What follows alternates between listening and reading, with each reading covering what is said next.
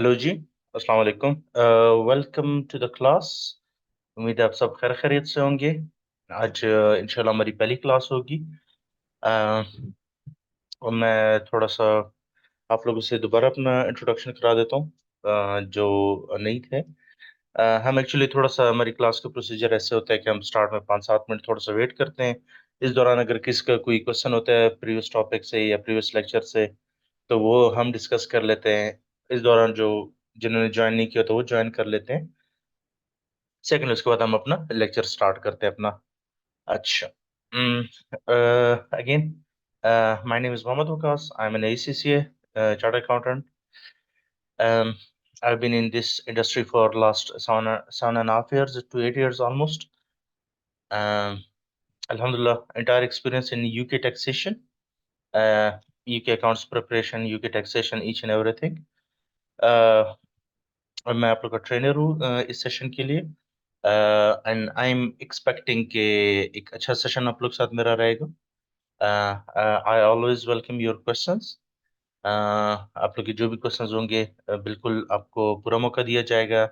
And जब तक आप लोग की क्यूरीज नहीं क्लियर होंगी, इंशाल्लाह हम ना क्लास एंड करेंगे। बेशक हमारी अगर एक्स्ट्रा क्लासेस भी लग जाती हैं, कोई मसला नहीं है। बट माय प्रायोरिटी इसके आप लोग के लेक्चर्स प्रॉपर हों, एंड आप लोग की जो भी क्यूरीज हो, जो भी क्वेश्चंस हो, वो आप लोगों तक प्रॉपरली डिलीवर किए जाएं। अच्छा। Okay, let's continue. अच्छा, हमने जिस तरह लास्ट क्लास में भी चीजें डिस्कस की थी कि हमारा जो वर्क फ्लो होगा इस पूरे कोर्स का, वो मैं आपको थोड़ा दोबारा रिवाइज कर। हम पहले देखेंगे एक इंडिविजुअल के पर्सपेक्टिव से चीजें, कि एक इंडिविजुअल, फॉर एग्जांपल मैं मोहम्मद वकास, मैं अगर टैक्सेस के लिए एलिजिबल हूँ, तो मेरी ऐसी कौन कौन सी सोर्सेज ऑफ इनकम होंगी, क्योंकि टैक्सेस ऑब्वियसली इनकम पे लगती हैं।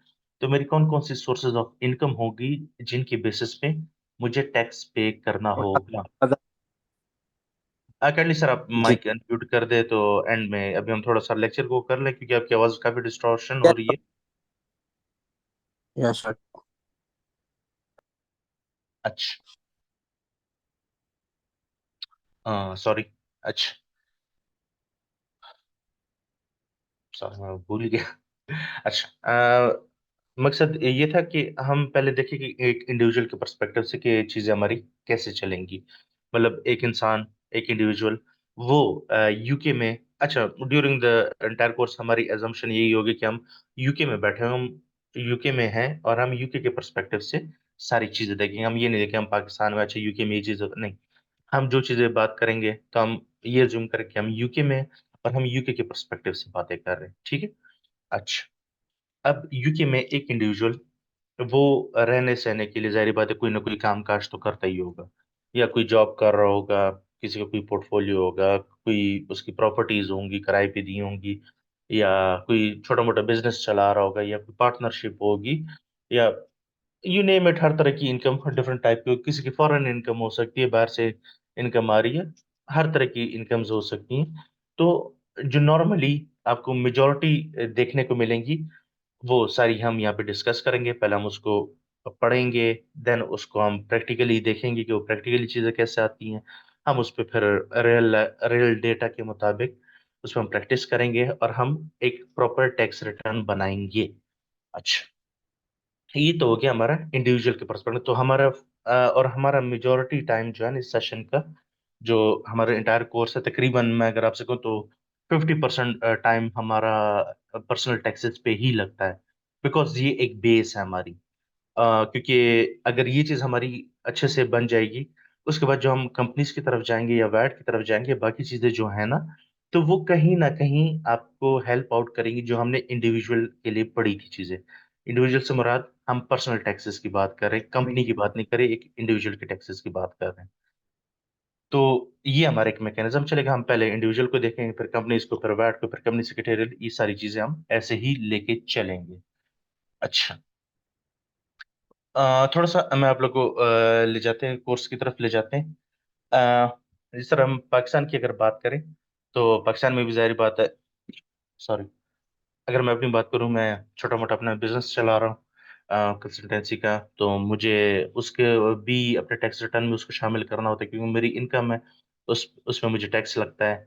उसके अलावा मैं फुल टाइम जॉब करता हूँ, उस पे भी मुझे टैक्स लगता है। तो सेम इसी तरह ही जब हमारा 30 जून फाइनेंशियल ईयर एंड होता है, तो हमें एफबीआर को टैक्स रिटर्न जमा करनी होती है। सेम अगर हम अभी यूके की तरफ से बात करें, तो यूके में भी ऑब्वियसली ऐसा ही होता है कि अगर जैसे मैं अपनी एग्जांपल दूं, अगर मैं यूके में ही होता, मैं छोटा मोटा अपना कोई बिजनेस चला रहा हूँ कंसल्टेंसी वाला, वो मैं मेरा टैक्सेबल इनकम है, उसमें मुझे गवर्नमेंट को टैक्स देना पड़ेगा।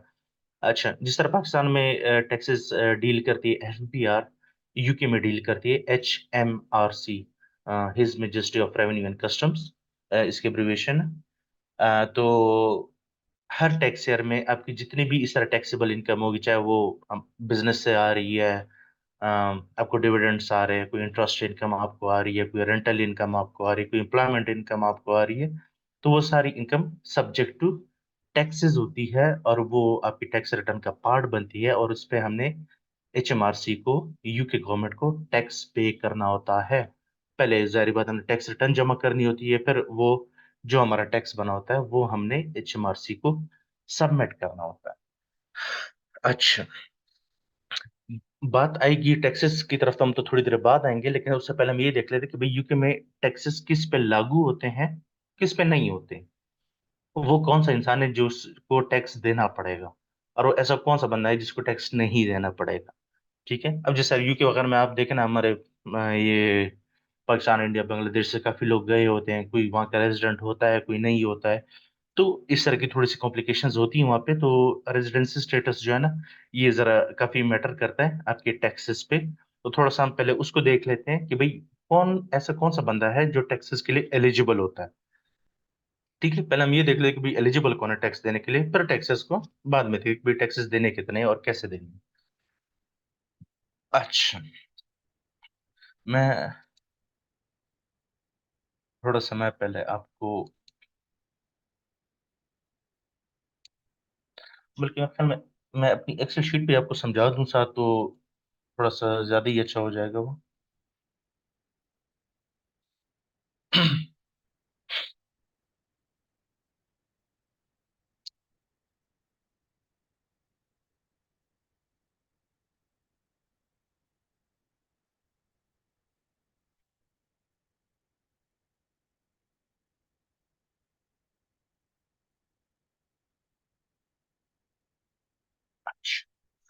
हमने सबसे पहले हम देखते, अगर हम फॉर एग्जांपल पाकिस्तान की बात करते, तो एफबीआर हमारा टैक्स रेगुलेटरी बॉडी है, और हमारा जो फाइनेंशियल ईयर होता है, ये अगर हम उसको बात करें कि ये हमारा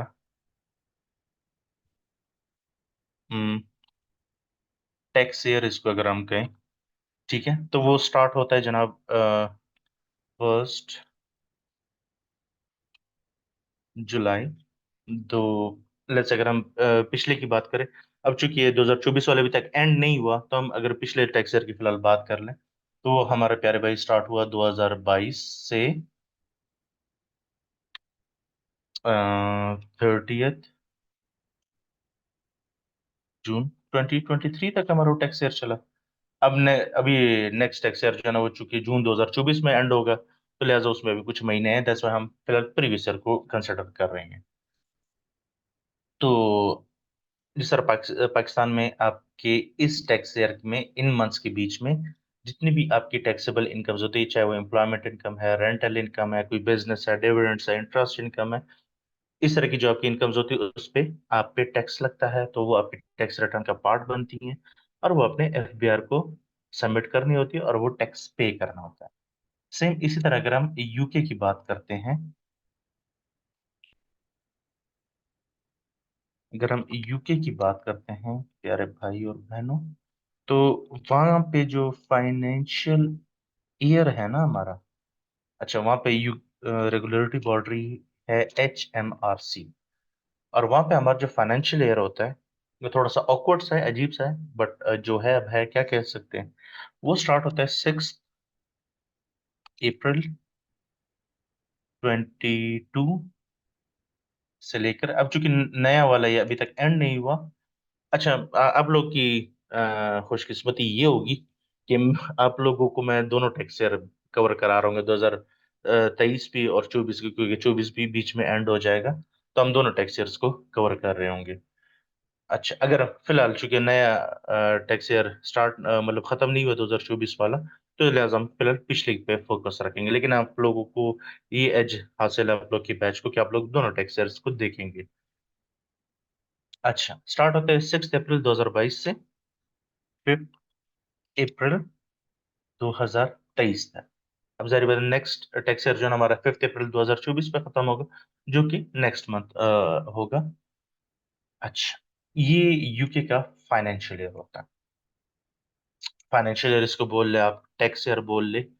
अब होता क्या है, हर एक इंडिविजुअल इस पीरियड के बीच में उसकी जितनी भी इनकम आई होगी, जिस भी सोर्स से आई होगी, उस पे आपको गवर्नमेंट को टैक्स पे करना होता है। ठीक है। अच्छा, अब जिस तरह हमने अब थोड़ी देर पहले हमने जिक्र किया कि टैक्सेस की तरफ तो हम बाद में आएंगे कि भाई कौन सी इनकम पे कौन सा टैक्स लगता है। लेकिन हम थोड़ा सा पहले देख लेते कि भाई कौन सा ऐसा कौन सा बंदा है जो टैक्स के लिए एलिजिबल है। वैसे मैं थोड़े से सोर्सेज ऑफ इनकम आप लोग को लिख देता हूँ, जो सोर्सेज ऑफ इनकम जो आपको मोस्ट कॉमनली देखने को मिल जाएंगे।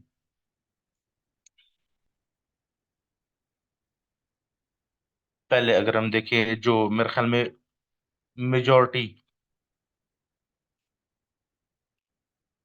अगर हम रियल लाइफ में भी देखें तो एम्प्लॉयमेंट मेजॉरिटी लोग जो है ना वो कोई ना कोई जॉब कर रहे होते हैं। ठीक है। तो एम्प्लॉयमेंट इनकम आपकी टॉप पे आती है। ये आपको तकरीबन हर एक टैक्स रिटर्न में ये चीज देखने को मिलेंगी आपके। अगर 100 क्लाइंट है ना, तो 100 में से 90 क्लाइंट्स की एम्प्लॉयमेंट इनकम लाजमी होती है। अच्छा, सेकंड नंबर पे अगर हम आते हैं, तो वो होती है रेंटल इनकम। अब रेंटल इनकम से हमारा क्या मुराद है कि फॉर एग्जांपल आप हैं और आप, जैसे आपका अपना एक घर है, लेकिन आपने एक दूसरा घर भी खरीदा हुआ है, और वो घर आपने किसी को किराए पे दिया हुआ है। ठीक है। अब आपको जाहिर बात है हर महीने किराया आ रहा है। ठीक है। अब वो किराया जो आपको आ रहा है ना, वो गवर्नमेंट कहता है वो सिर्फ आपकी नहीं है, उसमें हमारा भी हिस्सा है। तो वो हिस्सा जो है ना हमें दे दीजिए, जिसे वो ये लोग टैक्स बोलते हैं। तो रेंटल इनकम भी होती है, रेंटल इनकम भी हम डिटेल में देखेंगे। थर्ड नंबर पे अगर मैं आपको कहूँ तो आपको बिजनेस, या अगर मैं कहूँ कि सेल्फ एम्प्लॉयमेंट, या अगर इसको मैं एक और नाम दे दूं, soul trader, soul trade.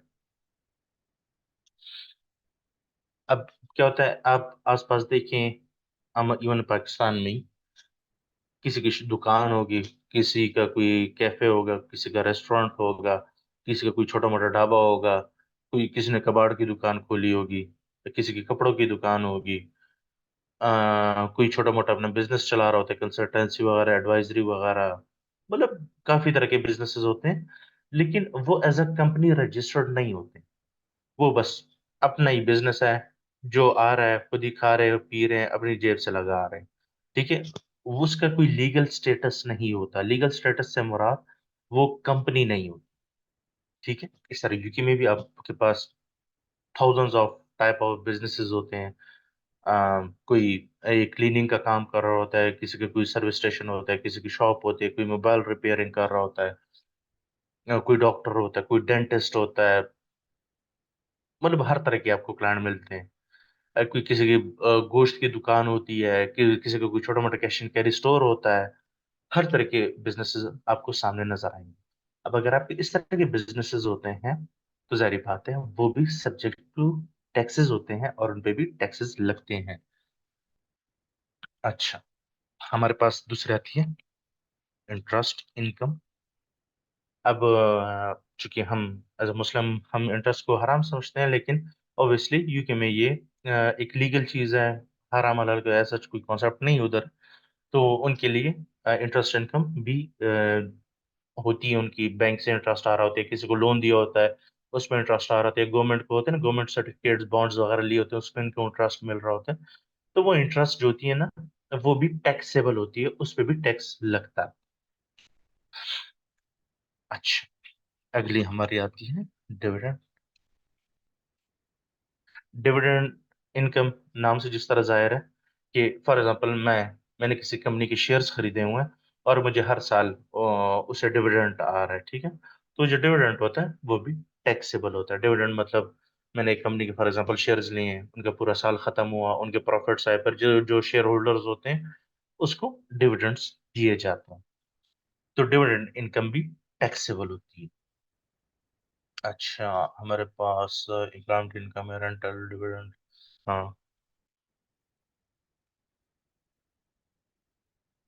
Partnership. अगर जिस तरह हमने ऊपर बात की बिजनेसेस की, ये तो हम वो बात कर, अगर मैं अकेला बिजनेस चला रहा हूँ, अगर ऐसा हो कि हम दो तीन पार्टनर्स आपस में मिलकर पार्टनरशिप हमने बनाई है और हम तब एक बिजनेस चला रहे, तो पार्टनरशिप के बारे में क्या रूल्स रेगुलेशन है, किस बेसिस पे उन पे टैक्सेस लगते हैं, तो ये चीज भी हम एक डिटेल में इसको डिस्कस करेंगे। अच्छा, उसके बाद हमारे पास आते हैं capital gain tax. Capital gain tax क्या चीज है? हाल तो ये हमारा पार्ट होता है पर्सनल टैक्स रिटर्न का ही, लेकिन इसके टैक्स रेट्स डिफरेंट होते हैं। बाकी मतलब ये जो बाकी हमारे सोर्सेज ऑफ इनकम हमने ऊपर देखी है ना, इन सब के टैक्स रेट जो होते हैं ना, फॉर एग्जांपल इनकी जितनी भी इनकम आई है ना, उसके टैक्स रेट्स सिमिलर है। फॉर एग्जांपल जो स्लैब्स अगर मैं आपको बता दूं, तो 20, 40 एंड 45%, तीन स्लैब्स हैं। वो तो आप जिस स्लैब में फॉलो करते हैं, या तो 20% टैक्स लगेगा, या 40%, या 45%।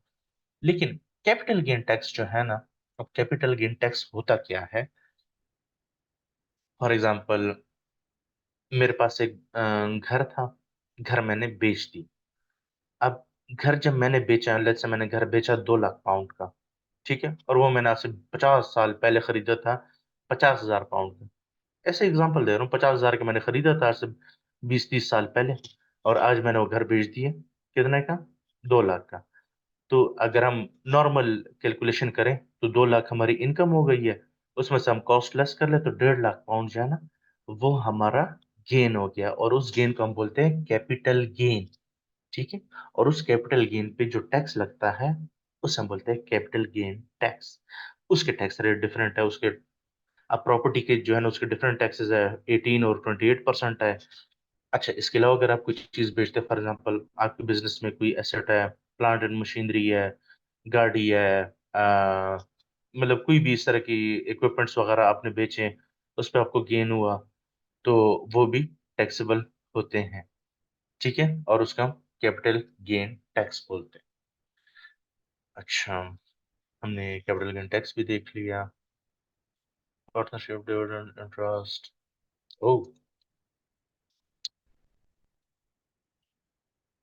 Foreign income. अगर आपको फॉरेन इनकम आ रही है, तो फॉरेन इनकम के क्या रूल्स रेगुलेशंस है?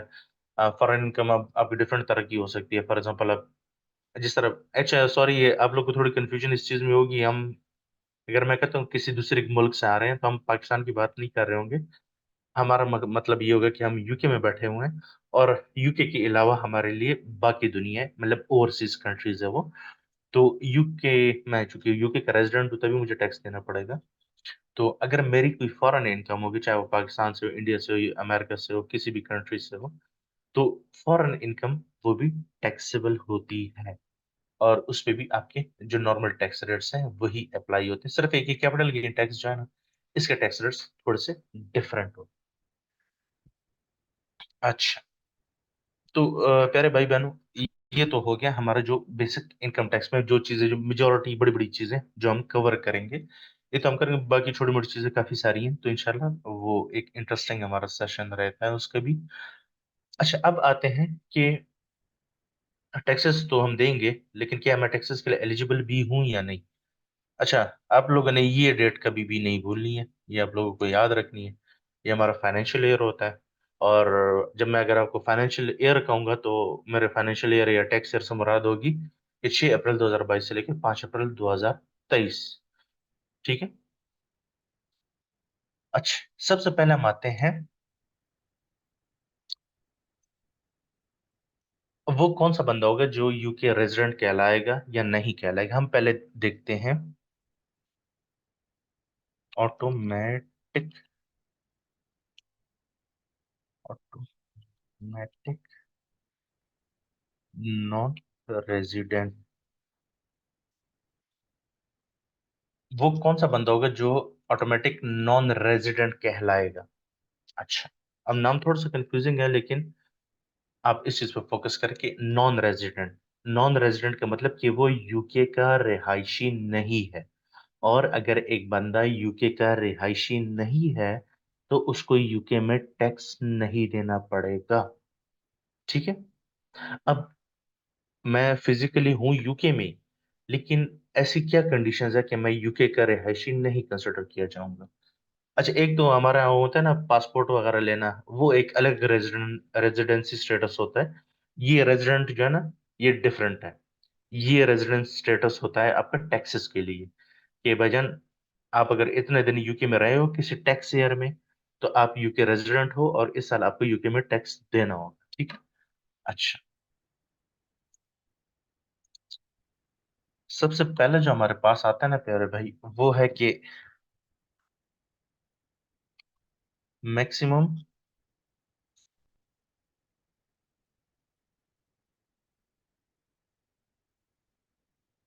या अगर मैं इसको कहूं,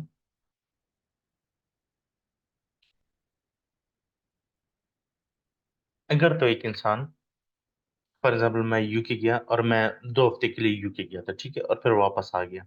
अब मैंने लेस देन 15 डेज यूके में गुजारे हैं, तो मैं यूके का रेजिडेंट नहीं कहलाया जाऊंगा। ठीक है। मतलब मैं अगर 2 हफ्ते के लिए यूके गया और अगर इन केस मैंने कोई इनकम वहां से जनरेट भी की, जैसे मैंने कोई पार्ट टाइम जॉब कर ली थी, हफ्ते एक मैंने पार्ट टाइम जॉब भी कर ली, मैं कहा चलो मेरा जेब खर्च चल जाएगा, तो वो इनकम जो मैंने अर्न की होगी ना, वो यूके में टैक्सेबल नहीं होगी। क्यों? क्योंकि मैंने 15 दिन से कम यूके में स्पेंड किए हैं, that's why I am not UK resident for tax purposes. अच्छा, सेकंड हमारे पास जो है, मैक्सिमम 45 डेज, मतलब मैक्सिमम हमने 45 डेज यूके में स्पेंड किए हैं, लेकिन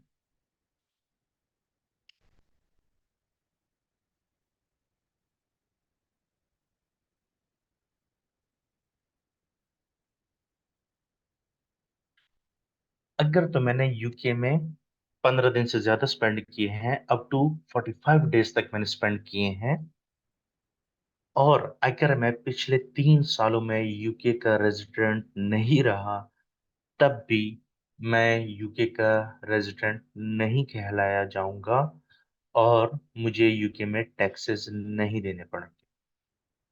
मेक सेंस? अच्छा। अच्छा साथ भाई, ऐसा करे एक बंदा मेरे साथ रहे, ताकि मेरे थोड़ा सा मुझे ऐसा फील होता है कि एक बंदा साथ हो तो वो रिस्पॉन्स के जी टाइम जी। पे मुझे फील होता है कि समझ आ रही है। मैं तो बस साथ इंतजार ही कर रहा था कि आप बस मेरा नाम लें। चलो, थैंक यू सो मच। तो आप हमारे साथ थ्रू आउट द लेक्चर रहें, ताकि हम जो बोलें तो आप हमें रिस्पॉन्स दे के, हाँ समझ आ रही है नहीं आ रही है। जी जी बिल्कुल आ रही है। ओके।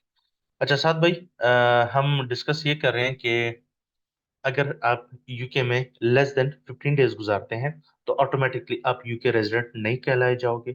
और अगर आप यूके रेजिडेंट नहीं हो, इट मीन्स कि आपको यूके में टैक्सेस नहीं देने पड़ेंगे। अच्छा, सेकंड ऑप्शन क्या है हमारे पास, अगर आपने 15 दिन से ज्यादा गुजारे हैं यूके में, लेकिन लेस देन 45 डेज गुजारे हैं, और आप पिछले 3 सालों में यूके के रेजिडेंट नहीं रहे, तब भी आप यूके के रेजिडेंट नहीं कहलाए जाओगे, और आप पे यूके के टैक्सेस नहीं लगेंगे। अच्छा, अब थर्ड सिनेरियो ये होता है, अगर आपने 45 से भी ज्यादा दिन गुजार लिए, फिर क्या होता है। Maximum,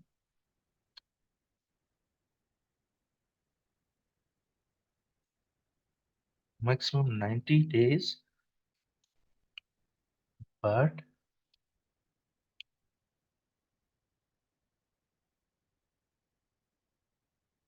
overseas.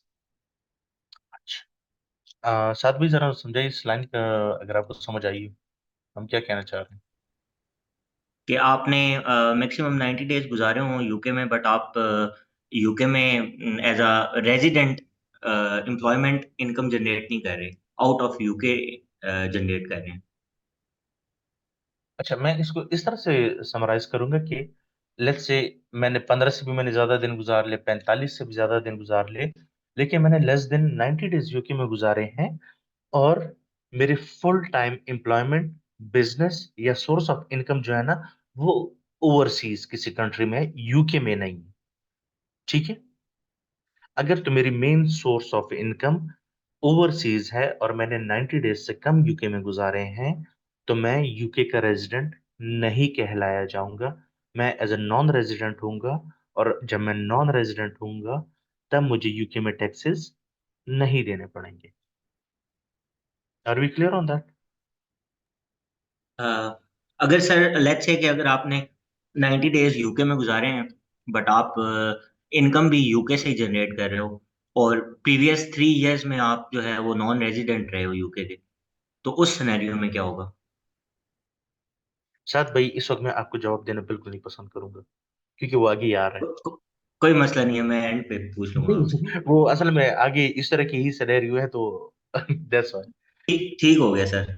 अच्छा, माजरत है, हमारा थोड़ा शुगल मेला चलता रहता, तो माइंड नहीं मत। नहीं, कोई मसला नहीं है सर, कोई हाँ, मसला नहीं है। तो हमारा ये सर, देखो सर, मजा नहीं आता कि मैं बोलता रहूं और आप चुप बैठे रहते हैं, बोरिंग हो जाती है चीज। तो शुगल मेला चलता रहता है हमारा। अच्छा, तो प्यारे भाई, हमारी पहला जो हमने एक सिनेरियो देखा ना, वो तो हमने ये देखा कि हमारे पास अगर ये सिनेरियो होगा तो हम कहलाए जाएंगे यूके के नॉन रेजिडेंट। अच्छा, अब हम आते हैं कि है ऑटोमेटिक, नॉन को हटा देते हैं, हम रेजिडेंट पे आ जाते हैं। अब ऐसे कौन से सिनेरियोज होंगे कि अगर वो चीज हमने की हो तो हम ऑटोमेटिकली यूके के रेजिडेंट कहलाए जाएंगे? ठीक है, एक तो हमने देख लेना कि भाई हम रेजिडेंट नहीं कहलाए जाएंगे। अब हम इसके ऑपोजिट देखते हैं कि हम वो कौन से सिनेरियोज हैं, हम कितना टाइम यूके में स्पेंड करें कि हम यूके का रेजिडेंट कहलाए जाएंगे। अच्छा, वो है live in UK for 180 183, sorry 183 और मोर डेज इन।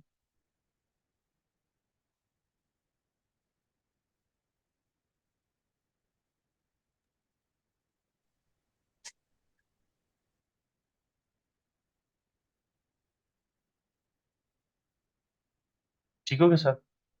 और हम टैक्स ईयर की अगर बात करें तो हमारा होगा fifth, sorry.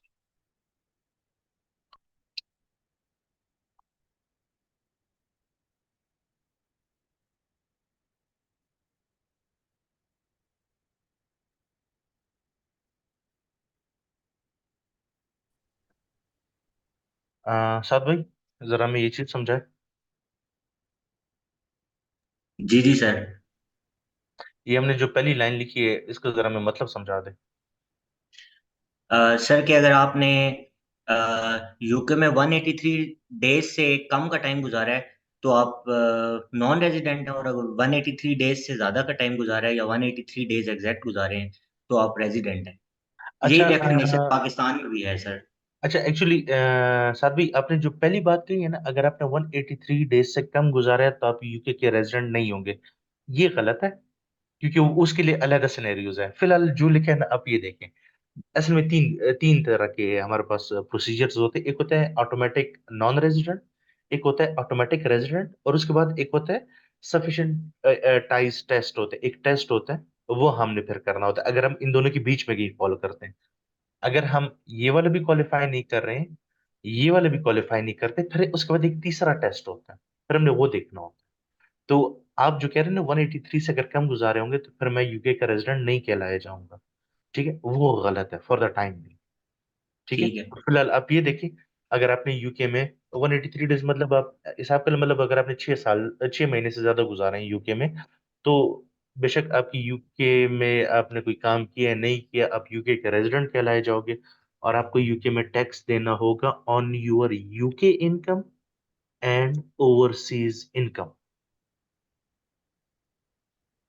Okay sir. Overseas, overseas से मुराद कि आपकी यूके में अगर आपने कोई इनकम जनरेट की है उस पे भी टैक्स देना होगा, और वर्ल्ड वाइड अगर आपकी कोई और इनकम होगी किसी भी कंट्री से, वो भी यूके में टैक्सेबल होगी। एम आई राइट? या राइट। सर एक चीज है, यहाँ पूछ लूं? जी नहीं। बिल्कुल पूछ लें। सर अगर एक आदमी यूके में रहता है, पाकिस्तानी है, और वो पाकिस्तान के बिजनेस से कुछ इनकम जनरेट करता है और वो इनकम को मूव करता रहता है एवरी मंथ टुवर्ड यूके, और वो यूके में उसको यूज कर रहा है, तो टैक्स तो ऑलरेडी उसने पाकिस्तान में अपनी पाकिस्तानी इनकम के ऊपर दे दिया, तो उसका स्टेटस भी ऐसा ही होगा, again that person is liable to pay the tax? असल में आप बहुत एडवांस लेवल पे चले गए हैं, तो चले अब चल आपने ठीक, ओके लेवल, ओके नहीं नहीं ओके ओके, नहीं नहीं। बस बस इतना, यस नो में सर बता दें, बस इतना। यूके में आपको टैक्स देना होता है, लेकिन वहां पे आपने ये देखना होता है क्या, जो आपने जिस सिनेरियो की बात की है, क्या यूके और पाकिस्तान के बीच में डबल टैक्सेशन एग्रीमेंट है, ट्रीटी है? अगर तो है तो क्या होता है, क्या आपने फॉरेन टैक्स ज्यादा दिया है या यूके टैक्स ज्यादा बन रहा है? अगर तो फॉरेन टैक्स ज्यादा बन रहा है और आप फॉरेन टैक्स पे कर चुके हो, तब आपको यूके में नहीं देना पड़ता है।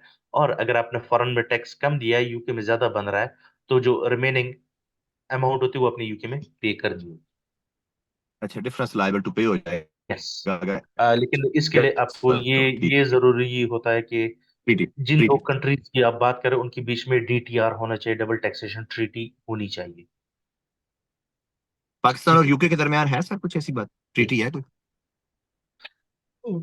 तकरीबन 80% कंट्रीज के साथ तो है ही है। जी ठीक, thank you sir, thank you sir. अच्छा।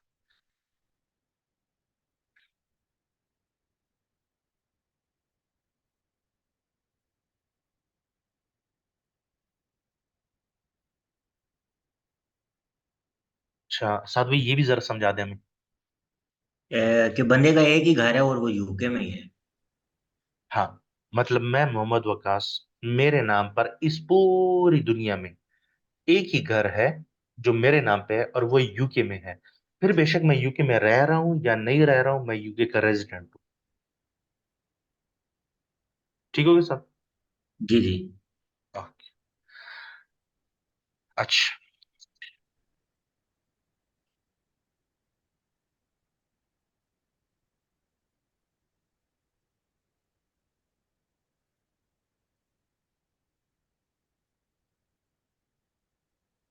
ये कैसे है साद भाई? कि वो यूके में फुल टाइम एम्प्लॉय एम्प्लॉय है, लाइक किसी कंपनी में एम्प्लॉय है फुल टाइम, हम्म, परमानेंट। ऐसा ही है। फॉर एग्जाम्पल, जरूरी नहीं एम्प्लॉयमेंट भी नहीं है, अगर मेरा बिजनेस है या मेरे नाम पे मेरा कोई सोल ट्रेड बिजनेस है, वो यूके में ऑपरेट कर रहा है, बेशक मैं नहीं कर रहा, बाकी मेरे एम्प्लॉयज है वो ऑपरेट कर रहे हैं, लेकिन बिजनेस मेरे नाम पे है और मैं यूके में नहीं रह रहा, 10 सालों से नहीं रह रहा यूके में, पाकिस्तान में हूँ, फिर मैं यूके का रेजिडेंट कहलाया जाऊंगा और मुझे यूके में टैक्स देना पड़ेगा। जी ठीक हो गया। क्योंकि मेरा फुल टाइम वर्क जो है ना, फुल टाइम जॉब हो गई, फुल टाइम वर्क या मेन सोर्स ऑफ इनकम, वो यूके से है। जी तो जी। I will be liable to UK income tax. ठीक हो ठीक। गया सर? जी जी। अच्छा, अब आप में से कोई ऐसा बंदा है जिसको ये दो डिफरेंट सिनेरियोज समझ ना आए हो, तो प्लीज आप हाथ खड़ा कर सकते हैं, फिर हम थोड़ा सा आगे मूव फॉरवर्ड करते हैं। एनीवन? अच्छा कैंडी, हमारी क्लास का थोड़ा सा एक प्रोटोकॉल ये होता है, अगर आपको कोई क्वेश्चन है, हमारे पास नीचे रेज ऑप्शन का हैंड ऑप्शन होता है, रेज हैंड का ऑप्शन होता है, तो काइंडली आप लोग वो यूज किया करें, तो मुझे नजर आ जाता है तो मैं आपका नाम खुद ही कॉल कर लिया करूंगा, एंड आप अपना क्वेश्चन फिर पूछ सकते हैं। कोई ऐसा बंदा किसी को ये चीज समझ ना आई हो तो प्लीज आप पूछ सकते हैं। अच्छा, फिर मैं खुद ही बीच में नाम कॉल करूंगा, अगर माइंड ना करें आप लोग। गुलाम अली साहब।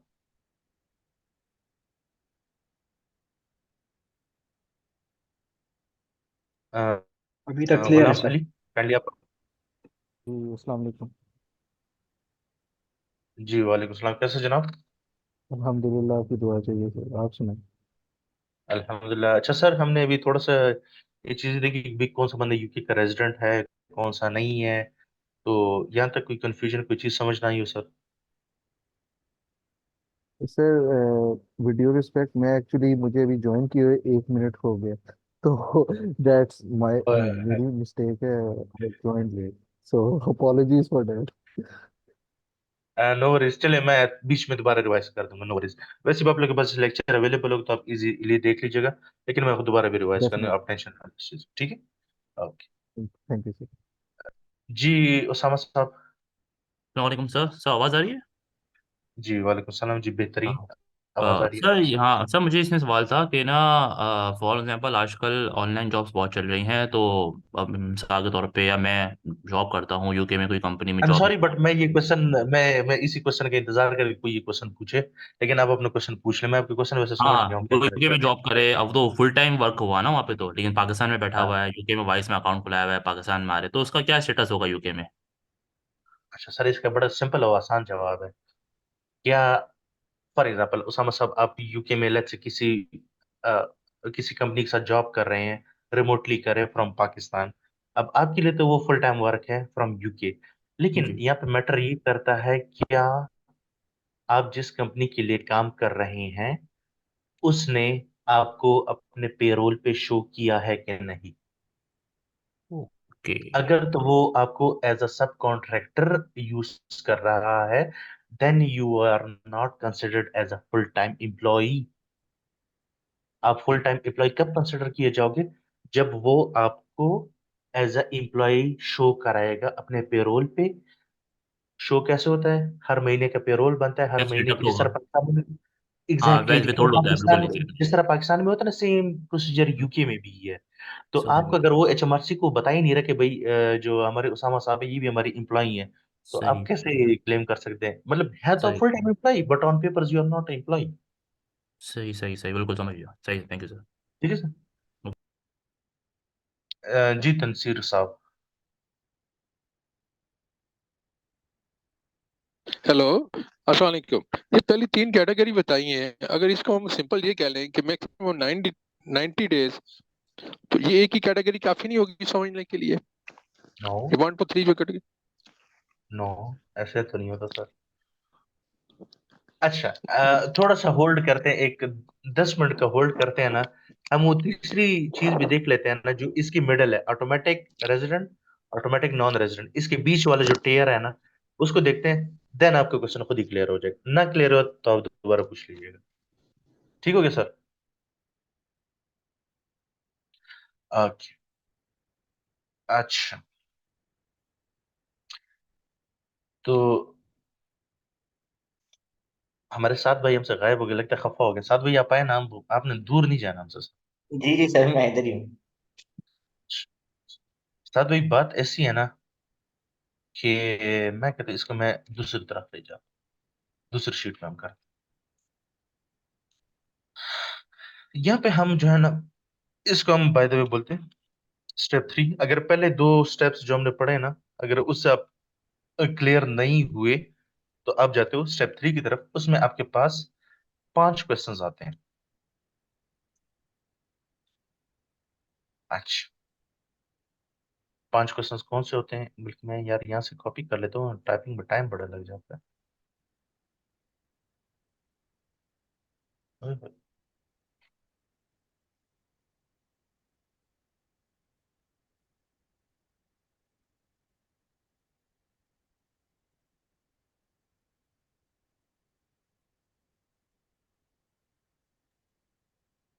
मैं तो ये नोट्स आप लोग के पास अवेलेबल होंगे, तो आप लोग वहां से भी इजीली देख सकते हैं, कोई मसला नहीं है। लेकिन फॉर द टाइम भी हम थोड़ा सा, कि हमने साथ चीजें लिखनी भी होती हैं, तो दैट्स वाई मैं थोड़ा सा एक्सेल को ही प्रेफर करता हूँ। सर मैंने एक क्वेश्चन पूछना था प्लीज। जी गुलाम साहब फरमाएं। अच्छा सर, देखिए मैं मतलब मैं खुद भी अकाउंटिंग और टैक्स रिलेटेड सर्विसेज प्रोवाइड करता हूँ यूके में। ठीक है। ऑल्दो मैं मुख्तलिफ कंपनीज की यानी कि टैक्स रिटर्न्स वगैरह या अकाउंटिंग बुक कीपिंग वगैरह करता हूँ, या मुख्तलिफ जो अकाउंटिंग से रिलेटेड काम होते हैं। अब चीज़ ये है कि मैं कॉन्ट्रैक्टर हूँ। ठीक है। अब मुझे ये समझ आती है कि इंपोर्ट ऑफ सर्विसेज के एंड की वजह से ना मेरा सोशल सिक्योरिटी कटता है, पेई वगैरह नहीं मेरा कटता, ना ही मैं self self assessment tax return तो फाइल नहीं करता हूँ इधर। ठीक है। तो अब मतलब वो मेरा काटते भी नहीं है, ये मुझे टोटल अमाउंट जितनी भी होती है वो मुझे ट्रांसफर कर देते हैं मेरे अकाउंट। ठीक है। अब सर मतलब आई मीन टू से कि do I consider myself as a resident? I think मैं रेजिडेंट नहीं हूँ वहाँ पे, ऑल्दो मेरी एक मेजर क्रंच ऑफ इनकम जो है वो वहीं से आती है।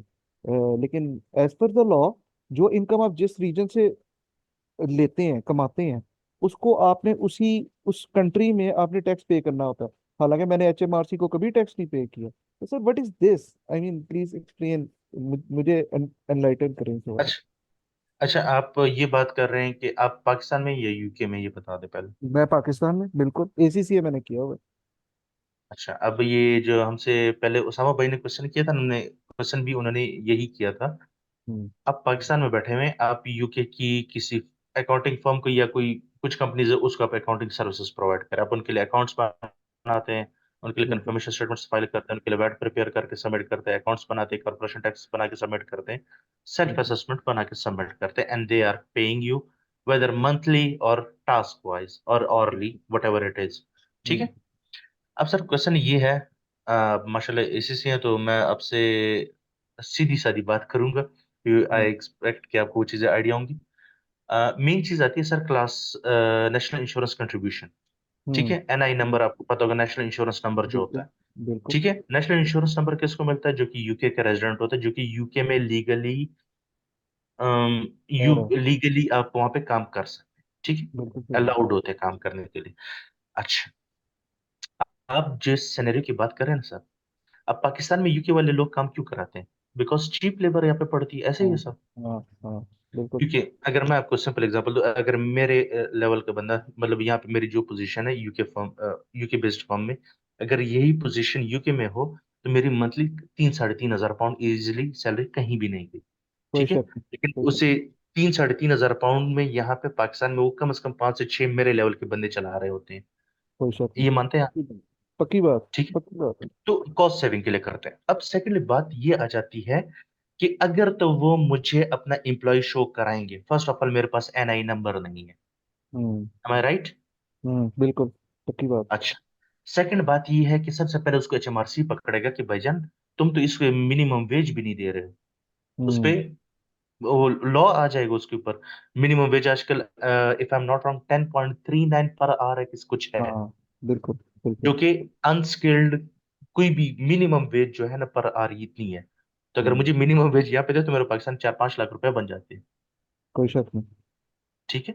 तो कोई शक। एक इस डर की वजह से नहीं करते, सेकेंडली वो कॉस्ट बचाने के चक्कर में कर रहे होते, तो वो आपको एज अ एम्प्लॉय शो ही नहीं करते अपने पेरोल पे, क्योंकि हर महीने वो यूके में अपना पेरोल बनाते हैं। कोई नया एम्प्लॉय आता है, उसको अपने पेरोल में ऐड करते हैं, एचएमआरसी को इन्फॉर्म किया जाता है, और जब कोई एम्प्लॉय छोड़ के जाता है तो उस एम्प्लॉय को अपने पेरोल से निकालते हैं, एचएमआरसी इन्फॉर्म होती है, हर महीने पेरोल सबमिट किया जाता है, और उसको P45 फॉर्म इशू किया P45। जाता है। बिल्कुल। Am I right? बिल्कुल सही है, ऐसे ही है। तो ऐसे ही है। आपको एज अ वो सब कॉन्ट्रैक्टर यूज कर रहे होते हैं। आल दो हम्म। बेशक आप उनके साथ 10 साल भी काम करते रहे, लेकिन वो आपको एज अ सब कॉन्ट्रैक्टर यूज करेंगे, क्योंकि ये एक लूप होल है उनके लिए। वो इस तरह से काम चला रहे हैं। पाकिस्तान में आपको जितनी भी फर्म्स नजर आ रही है ना, ये सारे एज अ सब कॉन्ट्रैक्टर चल रहे हैं सर। बिल्कुल ऐसे ही। ठीक है। मैं कहता हूँ एक 5-7-10 हजार लोग हैं यूके अकाउंटेंसी फर्म के लिए काम कर रहे होंगे पूरे पाकिस्तान में, और सारे के सारे सब कॉन्ट्रैक्टर, कोई भी यूके में एम्प्लॉय रजिस्टर्ड नहीं है। हम्म। हम्म। इस तरह अगर मैं तो पिछले 7-7.5 सालों से यूके का रेजिडेंट पे रोज होंगे सर। सही कह रहे हो। फिर तो मुझे पासपोर्ट भी मिल जाना चाहिए, अगर मैं 7 साल 8 साल मुझे हो गए, फिर तो मुझे पासपोर्ट भी मिल जाना चाहिए यूके का।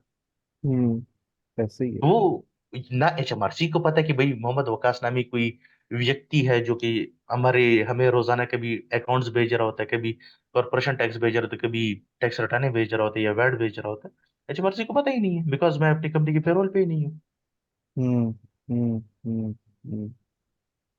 Make sense? ये और मेन।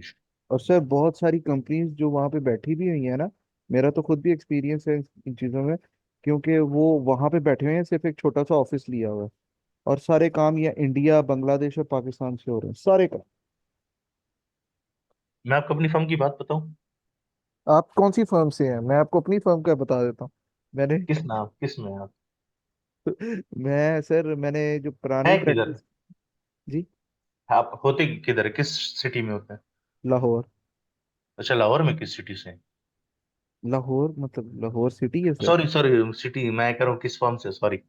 अच्छा, लाहौर में सर मैंने जिस फर्म से किया था वो उसका नाम था एड्रॉइड। बहुत ये, अच्छे से। हाँ। और उसके अलावा आप किस फर्म से हैं सर? मैं, चलिए अकेले में बता दूंगा आपको। अभी बता दे, मैंने भी तो बता दिया है। मैं बेसलाइन से स्टार्ट किया था, right now I am working for double A accountants. अच्छा, सही मैंने सही। बेसलाइन से स्टार्ट किया था। Hmm. Now I am in double A accountant as accounts manager, तो अच्छा अच्छा, माशाल्लाह। सर आपका ऑफिस किधर है?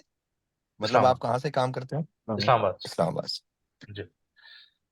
अच्छा, बात क्या हो रही थी, सॉरी अब बात भूल गया। अच्छा, तो गुलाम भाई, आपका क्वेश्चन क्लियर है sir? Thank you sir, thanks a lot. No worries, any time brother. अच्छा प्यारे भाई, हमने ये देख लिया, हमारे पास से 5 क्वेश्चन आ रहे हैं। मुझे थोड़ा सा 2 मिनट दे आप, मैं पहले ये चीज आप लोग के लिए सेट कर लूँ, देन आप लोग को ये चीज मेरी अच्छे से समझ आ जाएगी। बल्कि यार, जुगाड़ करते हैं ना यार, अब इसी में रहने का क्या फायदा होगा, बल्कि फर्म्स में थोड़ा बहुत तो जुगाड़ हमें भी आ जानी चाहिए।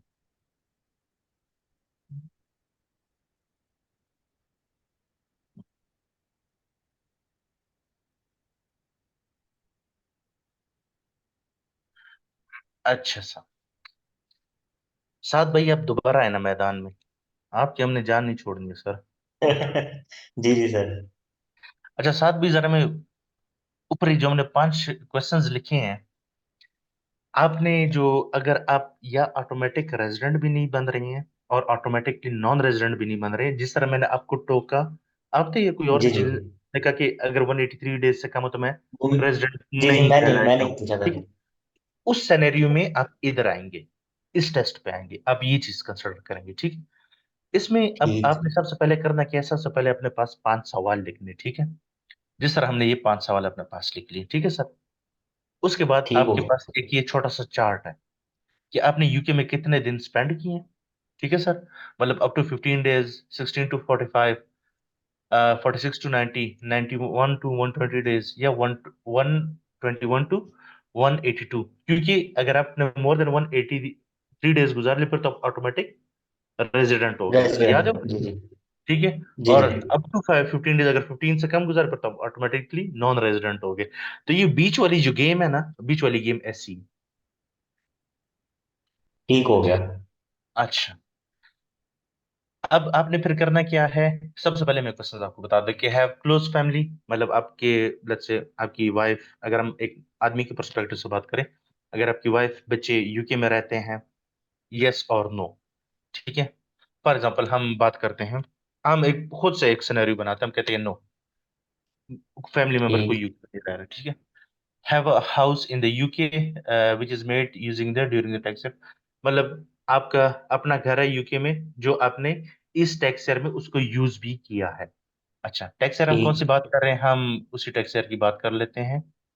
मैं डेट यहाँ से उठा के यहाँ लिख देता हूँ, ताकि आप लोग को नजर आए, क्योंकि आप लोग आदि हो जाएंगे इस डेट के साथ, लेकिन फॉर द टाइमिंग हम कर लेते हैं। अच्छा, मैं कहता हूँ जी यस। ठीक है, कि हाँ मैं यूके में रहा हूँ और मेरा जो घर है मैं उसमें रहा हूँ, और मैंने उधर टाइम स्पेंड। ठीक है,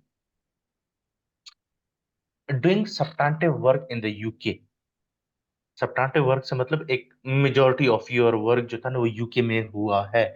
अब टैक्स वाले, एचएमआरसी वाले सब्सटैंटिव वर्क किसको बोलते हैं कि 40 डेज और मोर अगर आपने काम किया है यूके में कंसिस्टेंटली, रेगुलरली, तो आपका हम वो सब्सटैंटिव वर्क कंसिडर करेंगे।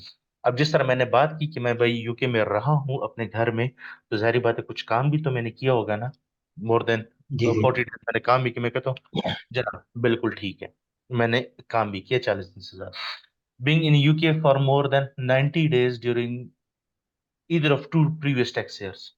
ठीक है, पिछले 2 टैक्स ईयर्स में मैं यूके में 3 महीने से ज्यादा रहा हूं।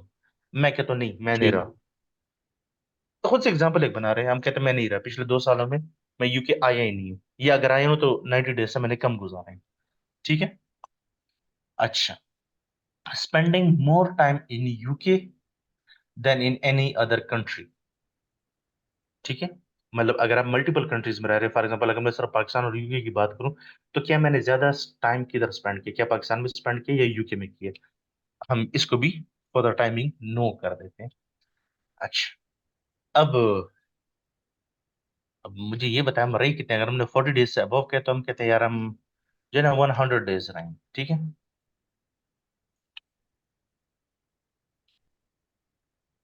और क्या हम यूके में पिछले 3 साल यूके रेजिडेंट रहे हैं या नहीं, मतलब पिछले 3 सालों में किसी भी एक साल में यूके रेजिडेंट रहे हैं या नहीं? तो यहाँ पे मैंने नो किया हुआ है कि मैं पिछले 2 सालों में यूके में नहीं रहा। ठीक है, लेकिन मैं ये कहता हूं कि उससे जो पिछला साल है उसमें यूके रेजिडेंट था मैं। ठीक है, ठीक मतलब मैं UK resident in any of previous 3 tax years में रहा हूं। पिछले 2 साल नहीं रहा, लेकिन तीसरे साल में यूके रेजिडेंट था। ठीक है, अच्छा, ठीक है। अब हमने कहा हम 100 दिन रहे हैं। चलो हम पहले वन बाय वन आ जाते हैं कि क्या सिनेरियो है। अगर हमने अप टू 15 डेज यूके में गुजारे हैं और हम पिछले 3 सालों में किसी भी टैक्स ईयर में यूके रेजिडेंट नहीं थे, तो हम ऑटोमेटिकली नॉन रेजिडेंट हो जाएंगे। अगर आपको ऑटोमेटिक नॉन रेजिडेंट भी याद हो, अगर अप टू 15 डेज आपने गुजारे हैं तो आप ऑटोमेटिकली नॉन रेजिडेंट हो जाएंगे। ठीक है, ठीक और अगर आप पिछले 3 टैक्स ईयर्स में आप यूके रेजिडेंट रहे भी हैं किसी साल में, फिर भी आप ऑटोमेटिकली नॉन रेजिडेंट कहलाए जाएंगे, मतलब आपको यूके में टैक्स नहीं देना पड़ेगा। ठीक हो गया? ठीक अच्छा, है। अब बात आती है अगर आपने 15 दिन से ज्यादा और अप टू 45 डेज आपने यूके में गुजारे हैं, फिर हम देखते हैं कि हम पिछले 3 सालों में यूके के रेजिडेंट थे, हम कहते हैं इस नहीं। सिनेरियो में कहते हैं कि नहीं, तो फिर क्या है, फिर भी हम ऑटोमेटिक नॉन रेजिडेंट है। ठीक है, क्योंकि अगर आपको नॉन रेजिडेंट वाला याद हो, maximum 14 days but not UK resident in previous 3 tax years. ठीक है, ठीक उधर तो हम ऑटोमेटिक नॉन रेजिडेंट में आ जाते हैं। ठीक है, हाँ, अगर हम पिछले 3 सालों में किसी भी टैक्स ईयर में यूके के रेजिडेंट रहे हैं, जो कि हमारा सिनेरियो है, जो हम सिनेरियो देखेंगे, हम तीसरे पिछले जो लास्ट ईयर था 3 साल में मैं एक साल यूके रेजिडेंट रहा हूं, तो मुझे क्या होगा, मोर 4 और मोर टाइज जो है ना वो मुझे क्वालिफाई करने होंगे। लेकिन मैं कितने टाइज क्वालिफाई कर रहा हूँ, सिर्फ 2। तो 2 में यस आया ना, तो यहाँ पे क्या जी कह रहा जी। है, 4 और मोर, तो 4 तो नहीं है। तो यहां तक भी अगर मैंने अप टू 45 डेज भी गुजारे हैं फिर भी मैं यूके रेजिडेंट नहीं हूं। नहीं। अच्छा, अब बात आती है अगर मैंने 45 दिन से ज्यादा लेकिन 90 दिन से कम गुजारे हैं, फिर क्या सिनेरियो होगा? अगर मैं यूके में पिछले 3 सालों में किसी भी टैक्स एरिया में रेजिडेंट नहीं था, तो फिर मुझे एटलीस्ट इन 5 में से 4 को क्वालिफाई करना होगा, फिर मैं यूके रेजिडेंट कहलाया जाऊंगा। लेकिन हमारा सिनेरियो तो इधर बन रहा है कि हम पिछले 3 सालों में एक साल में रेजिडेंट थे, तो हमें क्या होगा, एटलीस्ट 3 और मोर देन 3 टाइज को मैंने क्वालिफाई करना है, मतलब इन 5 में से कम 3 यस होने चाहिए, लेकिन मेरे कितने, सिर्फ 2 यस है। ठीक है, तो मैं ये भी क्वालिफाई नहीं कर रहा हूं। अब आते हैं 91 to 120 डेज। अब ये हमारा वाला है, हमने कितने दिन गुजारे हैं सर, 100 दिन गुजारे। 100। जी जी।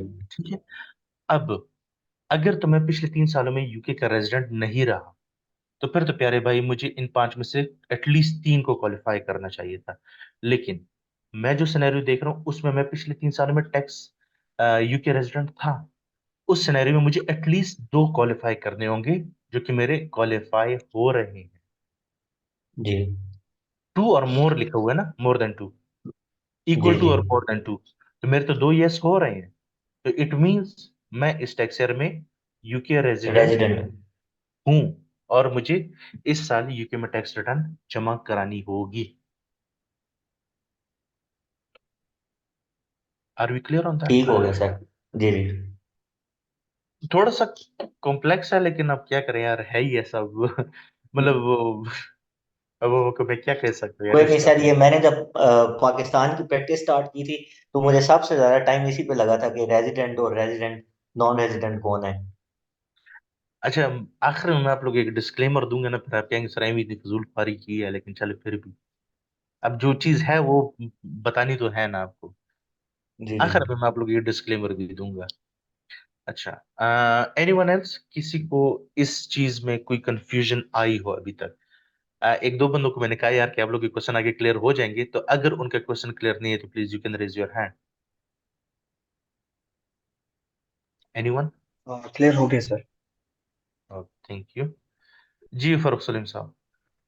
अच्छा सर, इस पे आपने जो हेडिंग है, उस हेडिंग में मेंशन है नॉट यूके रेजिडेंट, और नीचे जो लाइन नंबर ये जिसमें 46 to 90 लिख रहे हैं उसमें आप resident if greater than 4 UK ties, ये हाँ, टर्म जो है ना वो थोड़ा सा कॉन्ट्राडिक्टरी लगती है, जो कंफ्यूज करती है। ये रेजिडेंट इफ इक्वल टू और मोर देन 4 यूके टाइज, अगर इन पांच में से चार आप क्वालिफाई कर जाते हैं तो आप यूके के रेजिडेंट कहलाए जाएंगे। ठीक। रेजिडेंट इफ मोर देन और इक्वल टू 4 यूके टाइज, ये इसको हम टाइज बोलते हैं एक्चुअली।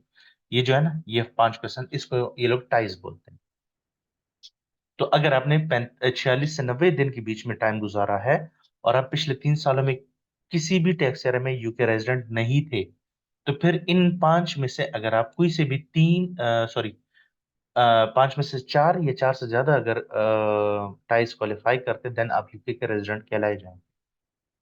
ठीक है सर? और इसके बिल्कुल बराबर वाला जो कॉलम है जिसमें आप कहते हैं कि वो यूके रेजिडेंट रहे हैं 3 इयर्स के अंदर, जी। प्रीवियस थ्री हम्म, इयर्स में, तो उन पर जो एप्लीकेशन होगी 46 to 90 डेज में, वो 3 टाइज के साथ यस, पांच में से वेटिंग एटलीस्ट पीरियड। तीन मेरे क्वालिफाई करने चाहिए। ठीक sir. Thank you. No worries. जी हमजा साहब। सर, जैसे आपने बताया, अस्सलाम वालेकुम पहले तो।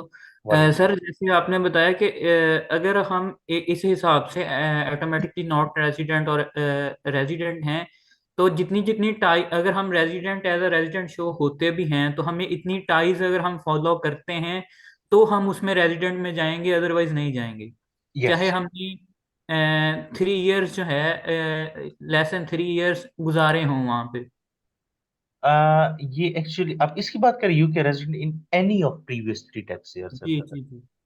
एनी ऑफ पिछले तीन में से किसी भी एक साल में अगर आप यूके जी। रेजिडेंट बने हो। तो उसके लिए अगर हम इन टाइज में से, जैसे जितनी जितनी टाइज बताई गई हैं उनमें से अगर हम फॉलो करते हैं उतनी उतनियों को, देन हम रेजिडेंट होंगे, अदरवाइज नहीं होंगे। अदरवाइज नहीं होंगे। जिस तरह हमने ऊपर देखा ना, इसमें भी हम क्वालिफाई नहीं कर रहे थे, ये 46 to 90 डेज में भी हम क्वालिफाई नहीं कर रहे थे, मींस हम यूके के रेजिडेंट नहीं है। Okay, thank you sir. ठीक है सर?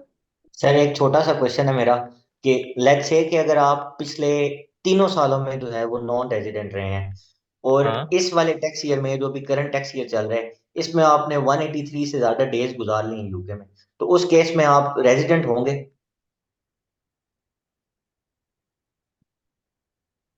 हाँ जी होंगे। ठीक है सर, ठीक हो गया। ठीक हो गया सर। क्योंकि वो फिर ऑटोमेटिक रेजिडेंट में आ जाते हैं। जी जी ठीक हो गया। अब बताएं, किसी को अगर कोई चीज समझ ना आई हो, कोई कंफ्यूजन हो, तो प्लीज आप पूछ सकते हैं, कोई मसला नहीं।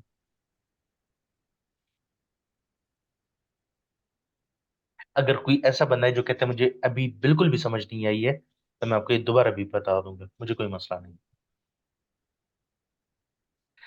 अच्छा, चले, हम ऐसे इसको थोड़ा सा एक बार रिवाइज कर लेते हैं। हमें एक आप में से एक ने कहा भी था कि मैंने ज्वाइन लेट किया, तो चले हम एक बार दोबारा दोबारा रिवाइज भी कर देते हैं। एक्चुअली हमने देखना ये है कि हम इस टैक्स ईयर में, जो कि हमारा टैक्स ईयर है 6 अप्रैल 2022 से स्टार्ट हुए 5 अप्रैल 2023 तक का, क्या इस टैक्स ईयर में मैं यूके में टैक्स देने के लिए एलिजिबल हूं या नहीं?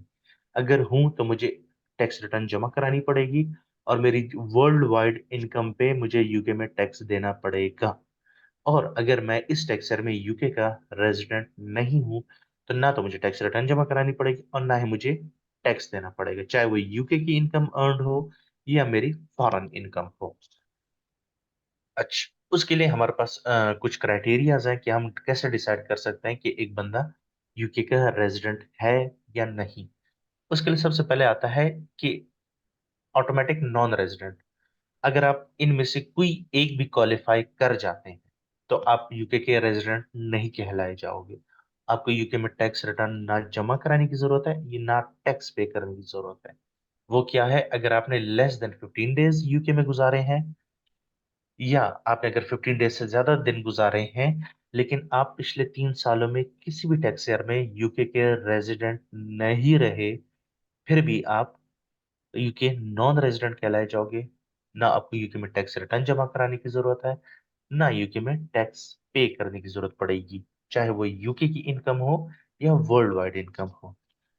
और अगर आप कहते हैं कि यार मैंने 45 से भी ज्यादा दिन गुजारे हैं, तो फिर क्या आपका फुल टाइम वर्क ओवरसीज है, आपका main source of income overseas है। ओवरसीज से मुराद यूके से ओवरसीज, मतलब हम यूके में बैठे हुए, हमारे लिए यूके के अलावा तमाम कंट्रीज ओवरसीज हैं। तो क्या मेरी मेन सोर्स ऑफ इनकम जो है, या मेजॉरिटी जिस सोर्स ऑफ इनकम जनरेट करने में मेरा टाइम लगा है, क्या वो यूके से बाहर है? अगर तो वो बाहर है, देन मैं यूके नॉन रेजिडेंट हूंगा उस टैक्स ईयर में, और मुझे यूके में टैक्स देने की जरूरत नहीं है। अच्छा, इसका टोटली ऑपोजिट हमारे पास एक सिनेरियो आता है, वो है ऑटोमेटिक रेजिडेंट। मतलब अगर आप इन तीन में से कोई भी लाइन क्वालिफाई कर जाते, कोई भी कंडीशन क्वालिफाई कर जाते हैं, तो आप उस टैक्स ईयर में यूके के रेजिडेंट कहलाए जाएंगे। फिर आपको यूके में टैक्स रिटर्न भी जमा करानी है एचएमआरसी को, आपने उस पर टैक्स भी देना है, चाहे वो यूके की इनकम हो या वर्ल्ड वाइड इनकम हो।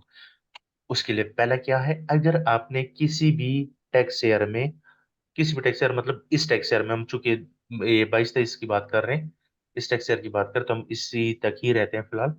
अगर मैंने इस टाइम पीरियड के दौरान 6 अप्रैल 2022 से लेके 5 अप्रैल 2023 तक, अगर मैंने 183 से ज्यादा दिन यूके में गुजारे हैं, फिर बेशक मेरा फुल टाइम वर्क कहाँ, युगांडा में या पाकिस्तान में, किधर भी, डजेंट मैटर, अगर मैंने यूके में 183 डेज, तकरीबन 6 महीने बनते हैं, अगर 6 महीने से ज्यादा मैंने यूके में टाइम स्पेंड किया है इस टैक्स ईयर में, तो मैं यूके का रेजिडेंट कहलाया जाऊंगा, और मुझे यूके में टैक्स रिटर्न जमा करानी होगी। सेकंड क्या है, अगर पहली वाली कंडीशन आप नहीं मीट कर रहे हैं, लेकिन अगर आपका इस पूरी कुल कायनात में एक ही घर है और वो यूके में है, तो फिर बेशक आप यूके में रह रहे हैं या नहीं रह रहे हैं, लेकिन वो प्रॉपर्टी आपकी यूके में है जो आपके नाम पे है, उसके अलावा कोई भी प्रॉपर्टी आपकी नहीं है, फिर भी आप यूके के रेजिडेंट कहलाए जाएंगे, और आपको टैक्स रिटर्न जमा करानी है। और उस टैक्स रिटर्न में आपकी UK income plus world wide all incomes include होंगी।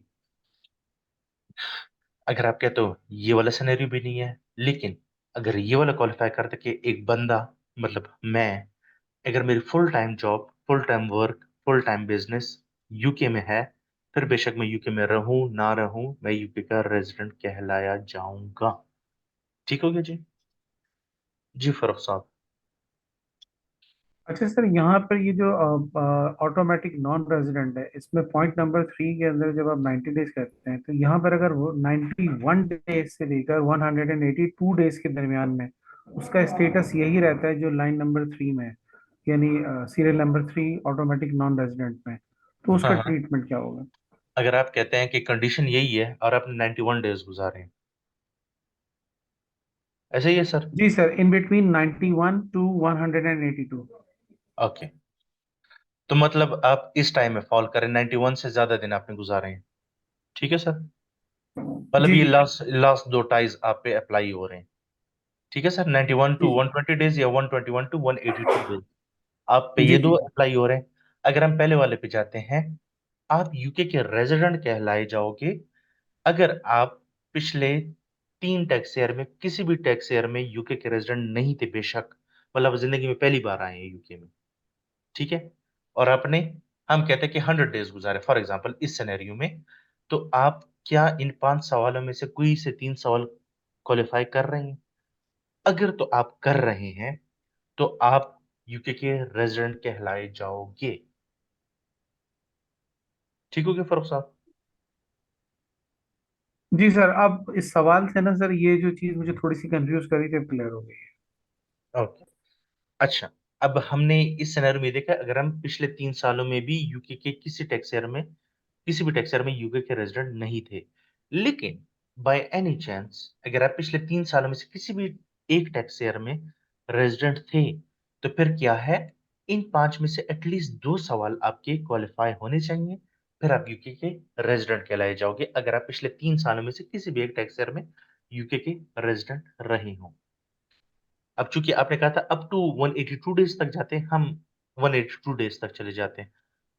अगर आपने सिर्फ 182 डेज गुजारे, आप जिंदगी में कभी इससे पहले यूके में नहीं आए हैं, तो फिर क्या करोगे आप, और आप पहले कभी किसी टैक्स ईयर में यूके के रेजिडेंट नहीं रहे, तो इन 5 में से एटलीस्ट 2 क्वेश्चन आपके ठीक होने चाहिए, मतलब यस होने चाहिए, जो कि हमारा सिनेरियो भी है।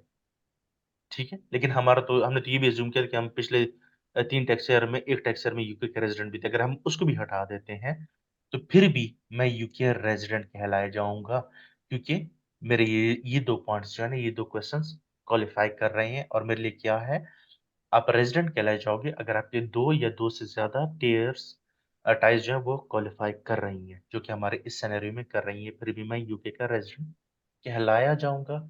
यूके में टैक्स रिटर्न बनानी पड़ेगी, यूके में टैक्स पे करना पड़ेगा on your world wide income, right? जी, थैंक यू सर। अच्छा।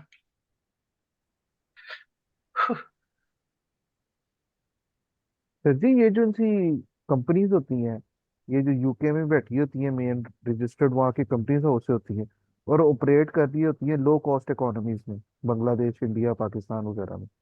तो यहाँ पे जितने भी पैसे आते हैं, ऑल ऑब्वियसली एम्प्लॉयज जो हैं वो तो रजिस्टर्ड होते ही नहीं है पेरोल में। तो यहाँ पे जितने भी पैसे वो मंगवाते हैं पाकिस्तान वाले ऑफिस वाले, तो ये as a contractor fees expenses के तौर पे रिकॉर्ड होते हैं प्रॉफिट एंड लॉस यस, में। मतलब इसके, यस। है ना? हम्म। आप अगर देखें ना, यहाँ पे मेजोरिटी कंपनीज जो है ना, जो पाकिस्तान में है ना, उनको इन्होंने पाकिस्तान में एज अ रजिस्टर्ड कराया होता है, बिल्कुल पाकिस्तानी करवाया कंपनी था। एज अ रजिस्टर्ड कराई होती है, ठीक है। हम्म। तो हम्म। उसको ये लोग एज अ सब्सिडरी भी ट्रीट कर सकते लेकिन फिर हैं। वो प्रॉब्लम आ जाती है ना कि वो नहीं, आपका एक नहीं, मैं बताता हूँ कैसे। हाँ। अगर आप उसको एज अ सब्सिडी ट्रीट करते हो ना, तो फिर उस सिनेरियो में अगर आपको सब्सिडी से कोई डिविडेंड आता है ना, तो आपके लिए एग्जाम्प्ट होता है। हम्म। समझ आई आपको? अच्छा। सब्सिडी से डिविडेंड एग्जाम्प्ट होता है। हम्म। ठीक है, और सेकेंडली, जहाँ तक अगर हम लिंक ना बनाए, सब्सिडी ना शो कराएं, सिंपल क्या है, मैं ओवरसीज काम करा और मेरे सब कॉन्ट्रैक्टर्स हैं वहां पर, सिंपल। हम्म। हम्म। यार आप तो अकाउंटेंट, आपको पता नहीं ये लोग क्या कौन कौन सी गेमें खेल रहे होते हैं यार। हम खुद खेल रहे होते हैं सर। तो इसलिए आपका तो एक क्वेश्चन बनता ही नहीं फिर पूछना सर। वो तो क्या है, जैसे हमारे लिए तो सर बनता है ना। बिल्कुल आपके लिए बता, वो मैं असल में वो गुलाम भाई को कहूंगा, वो हम अक्सर कहते नहीं, किस जिस जिस पेमेंट का कोई दर नहीं होता, उसका डायरेक्टर करंट अकाउंट दर होता है। बस ये जो जो आंसर है ना, उसको समझ आ गया मेरा, मैं क्या कहना चाह रहा हूँ। तो ये सिनेरियोज होते हैं प्यारे भाई। बहुत ये सर खतरनाक। क्या नाम, ये सर गुलाम साहब हैं, आप दूसरे तो दोस्त हैं जी, हमारे। जी। जी। गुलाम साहब, आप जब जरा हो तो जरा डिस्कस कीजिएगा, कोई 2 मिनट 4 मिनट मुझे भी दीजिएगा, आपसे भी सीखने का मौका मिलेगा। ये एक ब्लेसिंग है, इतना अच्छा फोरम है, और इतने हमारे सीनियर दोस्त मौजूद हैं, और इतने एक्सपीरियंस मौजूद है माशाल्लाह। यार हमारी बड़ी क्लास में, पिछली क्लास में बड़ा शुगल चलता रहता था, ये तो अभी चूंकि नई नई क्लासें हैं, अभी इतना थोड़ा सा हाथ हौला रखे हुए हैं हम, तो फुल टाइम शुगल चल रहा होता है हमारा। असल में इससे पहले एक क्लास में था हमारा रेहान भाई थे, वो काफी सीनियर भी थे, लेकिन उनके साथ हमारी बड़ी अच्छी गपशप लगी होती थी, और बीच में कभी कभी गुस्सा भी हो जाते थे। लेकिन वो थे, माइंड नहीं करते थे, ऑब्वियसली लिमिट में मजाक चलता था, लेकिन स्टिल अच्छा होता है यार, थोड़ा क्लास का मजा आता है यार, मतलब मुझे भी मोटिवेशन होती है, टू बी वेरी ऑनेस्ट। अच्छा, मेरा एक बैच था, टू बी वेरी ऑनेस्ट, बहुत बोरिंग था वो। मैं बताऊंगा नहीं कौन सा वाला था, लेकिन बहुत बोरिंग था। बोरिंग सिर्फ एक वजह से था, कोई क्वेश्चन ही नहीं पूछता था, और मैं पूछते यार समझ आई है? कहते हैं जी समझ आ रही है। पूछता था, कहते हाँ आती भी थी।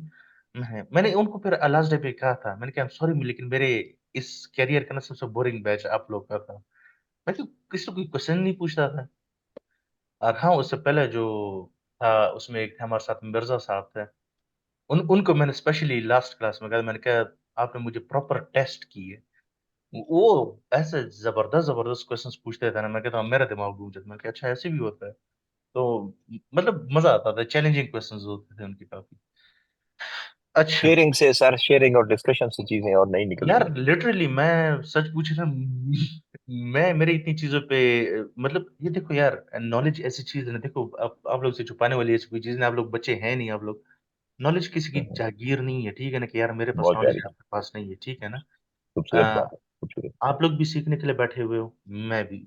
मैं चलो मैं ये यहाँ पे कंसिडर करके मुझे शायद थोड़ा सा ज्यादा आता है आप लोगों से, दैट्स वाई मुझे यहाँ पे रखा गया है, ठीक है। लेकिन टू बी वेरी ऑनेस्ट, मैंने बहुत सारी चीजें देखी, मुझसे लड़के ऐसे ऐसे क्वेश्चन पूछ। और टू बी वेरी ऑनेस्ट, मुझे इस चीज में कोई शर्म नहीं आती है। मैंने काफी बार स्टूडेंट्स को ऐसा कहा, यार ये चीज अभी मेरे माइंड में नहीं है, मैं आपको नेक्स्ट क्लास में बता दूंगा, या मेरे साथ सुबह कांटेक्ट कर लीजिएगा, मैं थोड़ा सा इसको देख लूं कि यार ये किस तरह होता ये टीचिंग मेथोडोलॉजी में, जिससे मैंने सर ऑब्जर्व किया है, यूके और पाकिस्तान की यूनिवर्सिटी के टीचिंग मेथोडोलॉजी में ये मेजर डिस्टिंक्शन है। वहाँ टीचर इस चीज को लेता है कि सबकी लर्निंग हो, एक दूसरे से लर्निंग हो। और पाकिस्तानी कल्चर के अंदर थोड़ा सा ये होता है कि I am all in all and boss style. और ये है। यार मैं वो घुमा वहाँ पे फिराने ये दूं कि मैं समझ खुद आता है ना मैं सर कि सारा कुछ मैं जिसने सीख लिया उसे वो समझता है कि मैं कुल्हाड़ हूँ, मुझे सारा कुछ आता है, मैंने जवाब देना ही देना है, चाहे गलत हो चाहे सही हो। ऐसा ही है, हमारी अक्सर लोग की यही मेंटेलिटी होती है। और अक्सर हम अपने देसी जुबानों के अंदर टोपी करा देते हैं ना, कि खुद से कुछ बोल दिया। मैं आपको कह दूं नहीं ऐसे नहीं, ऐसा होता है, आप भी कहोगे हाँ यार टीचर है कह रहा तो ऐसे ही होता होगा। फायदा नहीं है ना, तो बेहतर ये कह दो यार, देखो ये भी कोई स्कूल कॉलेज तो है नहीं, माशाल्लाह सारे प्रोफेशनल बंदे हैं। तो दे अंडरस्टैंड, आप सारे ये चीज अंडरस्टैंड कर सकते हो कि यार ऐसी काफी सारी चीजें आ सकती जो कि शायद मुझे आती हो, लेकिन उस वक्त शायद मेरे माइंड में ना हो, या मैं उसको उस तरह पिक ना कर पाऊँ, या शायद मुझे वो चीज पता ही ना हो। इस तरह काफ़ी चीज़ें होंगी। तो और हमारा मज़ा इस चीज़ का था कि हम उधर ही बैठ के फिर शुरू, अच्छा यार ये चीज़ ऐसे होती है, अगर हम इसको ऐसे कर लें तो फिर क्या होगा? क्योंकि देखो स्ट्रेट फॉरवर्ड जो रूल्स रेगुलेशन होती है ना, वो तो अल्हम्दुलिल्लाह ग्रिप काफ़ी अच्छी है। आप लोग की भी अच्छी होगी, जो प्रैक्टिस में तो उनकी हमारी ज़रा ज़्यादा अच्छी ग्रिप होती है। लेकिन कभी-कभार स्टूडेंट जो सिनेरियो बना देता है ना, तो वो नॉलेज को उस सिनेरियो में डाल के आंसर निकालना जो है ना, वो कभी-कभार टेक्निकल हो जाता है। मतलब होता है ना, एक टेक्स्ट प्लानिंग बीच में अगर आप ले आते हैं ये वो ना, तो फिर उसमें देखना होता है कि यार कौन-सा तरीका बेहतर है, मतलब मल्टीपल सिनेरियोज़ हमारे पास बन जाते हैं। अच्छा इसमें हमारे पास मैं तो पर्सनली उन उसको बड़ा फ़ॉलो करता हूँ, ये एक हमारे पास होता है अकाउंटिंग वेब के नाम से एक वेबसाइट आती है, अगर गुलाम भाई आपने कभी वास्ता पढ़ा हो, हाँ जी, उसमें मैं जितने कौन भी सा? अकाउंटिंग वेब आपने वेबसाइट देखी होगी, उसमें बड़ा ज़बरदस्त सीन होता है, लोग क्वेश्चंस लिखते हैं और वहाँ पे नीचे सारे professional accountants, chartered accountants, ACCA, CA, ICMA वगैरह वाले होते हैं। तो हर बंदा अपना इनपुट दे रहा होता है, तो बड़े मज़े-मज़े के आंसर्स होते हैं, ब बहुत कुछ सीखने को मिल जाता है वहाँ से आपको। अच्छा। सर जी, एक चीज तो चलिए आगे अगली क्लासेस में डिस्कस करेंगे, क्योंकि फाइनेंशियल लिटरेट नहीं होते बहुत सारे बिजनेसमैन, ये हुँ, पर्सनल अकाउंट बहुत ज्यादा यूज कर लेते। अब उनको समझाते भी रहो ना तो वो समझते ही नहीं है कि यार मतलब पर्सनल अब अकाउंट के थ्रू ट्रांजैक्शन, बिजनेस ट्रांजैक्शंस करते रहते हैं, और एंड पे फिर आ जाते हैं माई बाप तुसी अकाउंटेंट साढ़े माई बाप हो, उन्हें तुसी देखो, मतलब आप तो। अ, मैं आपको चले एक एग्ज़ाम्पल देता हूँ, हमारा एक क्लाइंट था। अ, चलिए मैं आपको डिटेल में जब हम कंपनीज़ की तरफ आएँगे, मैं आपको डिटेल में समझाऊँ, लेकिन मैं जस्ट एक रफ सिनेरियो बाकियों को बता देता हूँ।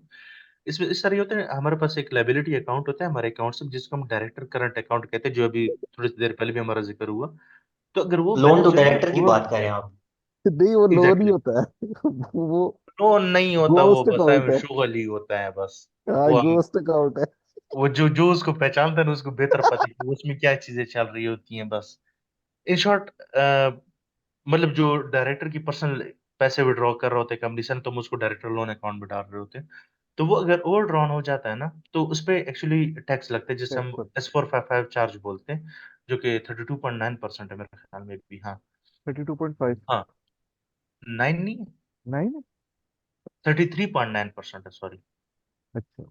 चेंज हुए, पिछले साल चेंज हुआ है। तो वो लगता है। अच्छा, अब जितनी अमाउंट से ओवरड्रॉन होता है ना, तो उसको मल्टीप्लाई किया जाता है 33.9% से, और वो आपको पेनल्टी देनी होती है। अच्छा, अभी हमारा एक क्लाइंट था, वो जनाब क्या करता था, उसका अल्हम्दुलिल्लाह 40-45 हज़ार पाउंड से हर साल ओवरड्रॉन होता था बैलेंस, ठीक है?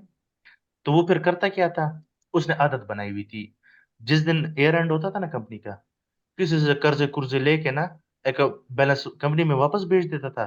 ईयर एंड हो गया, अगले दिन वापस निकाल लिए। उसका उसका हमेशा ये सीन चलता, तकरीबन 4 साल तो मुझे याद है कि उसका ये स्टोरी चल रही थी। आखिरी दिन मतलब अगर 31 दिसंबर कंपनी का ईयर एंड है ना, तो वो जो भी बैलेंस ओवरड्राउन होता है ना, वो कंपनी को वापस कर देता था, और जब 31 दिसंबर गुज़र जाता, 1 जनवरी होती, 1 जनवरी को वापस पैसे निकाल लेते थे कंपनी से। उसका ऐसा चल रहा होता, मतलब गलत नहीं कह सकते, गलत कह सकते हो लेकिन इल्लीगल नहीं कह सकते हो। क्योंकि बाय लॉ वो मतलब अगर उसने कंपनी से जो लोन लिया हुआ है, उसने वापस कर दिया है, कोई बैलेंस ओवरड्रॉन नहीं है। हम्म। अब from very next day financial year के स्पेसिफिक पहले दिन उसने स्पेसिफिक टाइम फ्रेम के ऊपर वो शो कर देता था, स्पेसिफिक टाइम हाँ, फ्रेम के ऊपर। वैसे मतलब एचएमआरसी की गाइडलाइन ये है कि ईयर एंड पे अगर आपका ओवरड्रॉन बैलेंस है, तो आपने विद इन 9 डेज़ 9 मंथ्स जो है ना वो पैसे एचएमआरसी कंपनी को वापस करने हैं। अगर वापस कर दिए, तो पेनल्टी आपको वापस मिल जाएगी, अदरवाइज़ वो पेनल्टी आप पे रहेगी। तो वो क्या करता था, वो उस तक भी नौबत नहीं आने देता था। अकाउंट जब प्रिपेयर होने, तो खैर दूर की बात है, जब कंपनी का ईयर एंड होता था ना, आखिरी दिन पे वो ये एक्टिविटी परफ़ॉर्म कर लेता था। पैसे कंपनी में डाल के, आखिरी दिन गुज़र गया, मतलब 2023 का पीरियड गुज़र गया। नेक्स्ट ईयर के लिए वो पहले दिन ही पैसे निकाल लेते, फिर 12 महीने बेगम होता था वो। तो लोग बड़े-बड़े तरीके कर रहे होते हैं बीच तो में। इसका सर कोई थ्रेश होल्ड नहीं होता था कि आप किस हद तक जो है वो बैलेंस को ओवरड्रॉन रख सकते हैं? नहीं, नहीं, अनलिमिटेड। नहीं, नहीं। मिनिमम कुछ भी होना तो आप पे पेनल्टी चार्ज होती है। असल में मिनिमम मेरे ख्याल पाँच में हजार है सर, 5,000 था मैंने। 5,000 अभी है। हाँ 5,000 है, लेकिन यार अक्सर ये होता है, हम उसमें फिर सैलरीज़ भी डाल देते हैं। हाँ। नॉर्मली यूके में हम जितनी भी कंपनीज़ देखेंगे ना, जो डायरेक्टर्स होते हैं ना, वो एक्चुअली शेयर होल्डर भी होते हैं। हम्म। ठीक है? तो अगर कभी-कभार अगर रिटेन अर्निंग पड़ी होती है, तो हम डिविडेंड इश्यू करवा देते हैं। तो हाँ डिफरेंट तरीके होते हैं फिर उस चीज़ों को टैकल करने वाले। वो इंशाल्लाह आगे आएँगे ना, बड़ी मज़े-मज़े के सिनेरियोज़ आएँगे, बड़े शुगल लगता है, मज़ा आता है क्लासेस का। तो थैंक यू यार, I really enjoyed the class. अच्छा, आई एम सॉरी यार, वो हमज़ा साहब ने हाथ खड़ा किया। जी हमज़ा साहब, आपका कोई क्वेश्चन था? सर अगर हम पाकिस्तान यूके के नॉन रेजिडेंट हैं लेकिन हमने कोई कंपनी रजिस्टर्ड करवा रखी है यूके में और हम बिजनेस पाकिस्तान में बैठ के यूके में बिजनेस कर रहे हैं, then we will consider as a resident. अच्छा, अब देखिए, आप उस कंपनी के ज़ाहिर-सी बात है शेयर होल्डर होंगे, ऐसा ही है? नहीं, अगर शेयर होल्डर हैं या आप सोल प्रोप्राइटर हैं उसके उसके नीचे बिजनेस तो कर रहे हैं ना कोई। तो सोलो प्रोप्राइटर तो यूके में रजिस्टर्ड ही नहीं होता सर।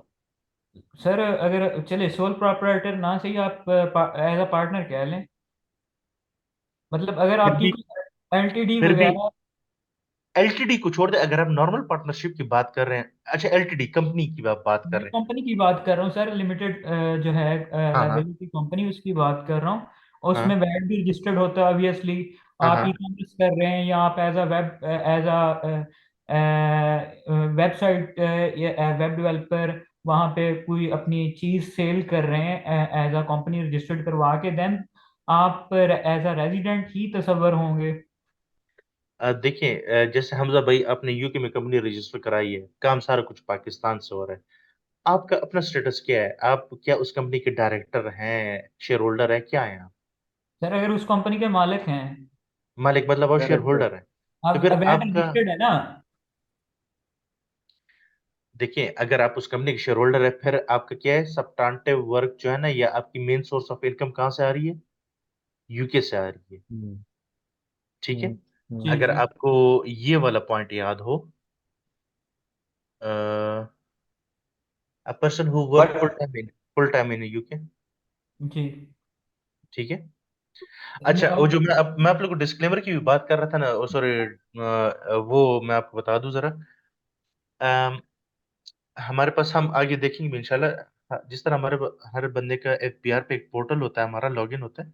यूके में हर एक इंडिविजुअल का यूके पे एक इस तरह पोर्टल होता है, जिस तरह एफबीआर पे होता है, इस तरह एचएमआरसी पे भी एक पोर्टल होता है।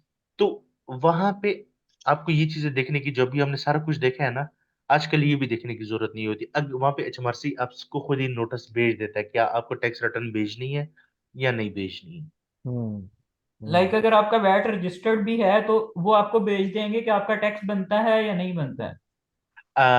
अच्छा, वैट हम तो मुख्तलिफ भाई चीज है। आप जो है ना मल्टीपल चीजें बीच में ला रहे हाँ, हैं ना। वैट जो है ना that is totally different cells stuff. Tax है। हम यहाँ पे बात करें एक इंडिविजुअल हमजा साहब जो हैं, उसने इस टैक्स ईयर में जितनी भी इनकम्स कमाई है, चाहे वो किसी कंपनी से कमाई है, जॉब से कमाई है, किसी पार्टनरशिप से, सोल ट्रेडर से, डिविडेंड से कमाई है, तो वो टैक्सेबल है या नहीं, हम उसके बारे में ओके बात सर, करें। मेरे ख्याल में मैं जरा आगे से ले गया हूँ, तो जी, नेक्स्ट।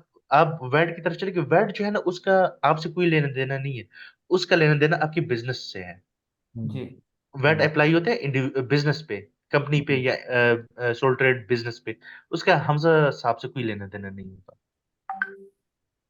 ठीक है। Okay, thank you. सर जी एक हाँ, बात बताइएगा, जी, इस कोर्स में नॉन रेजिडेंट कंपनी की रजिस्ट्रेशन सिखाई जाएगी? कर अ, लेंगे, करेंगे करेंगे, सब कुछ देखेंगे सर, टेंशन ना लें। तो नहीं, वो एक मेजर रीजन है कि मैंने ये ज्वाइन किया है। और कंपनी रजिस्ट्रेशन, बैंक अकाउंट, ये एक बहुत बड़ी हैक्टिक है।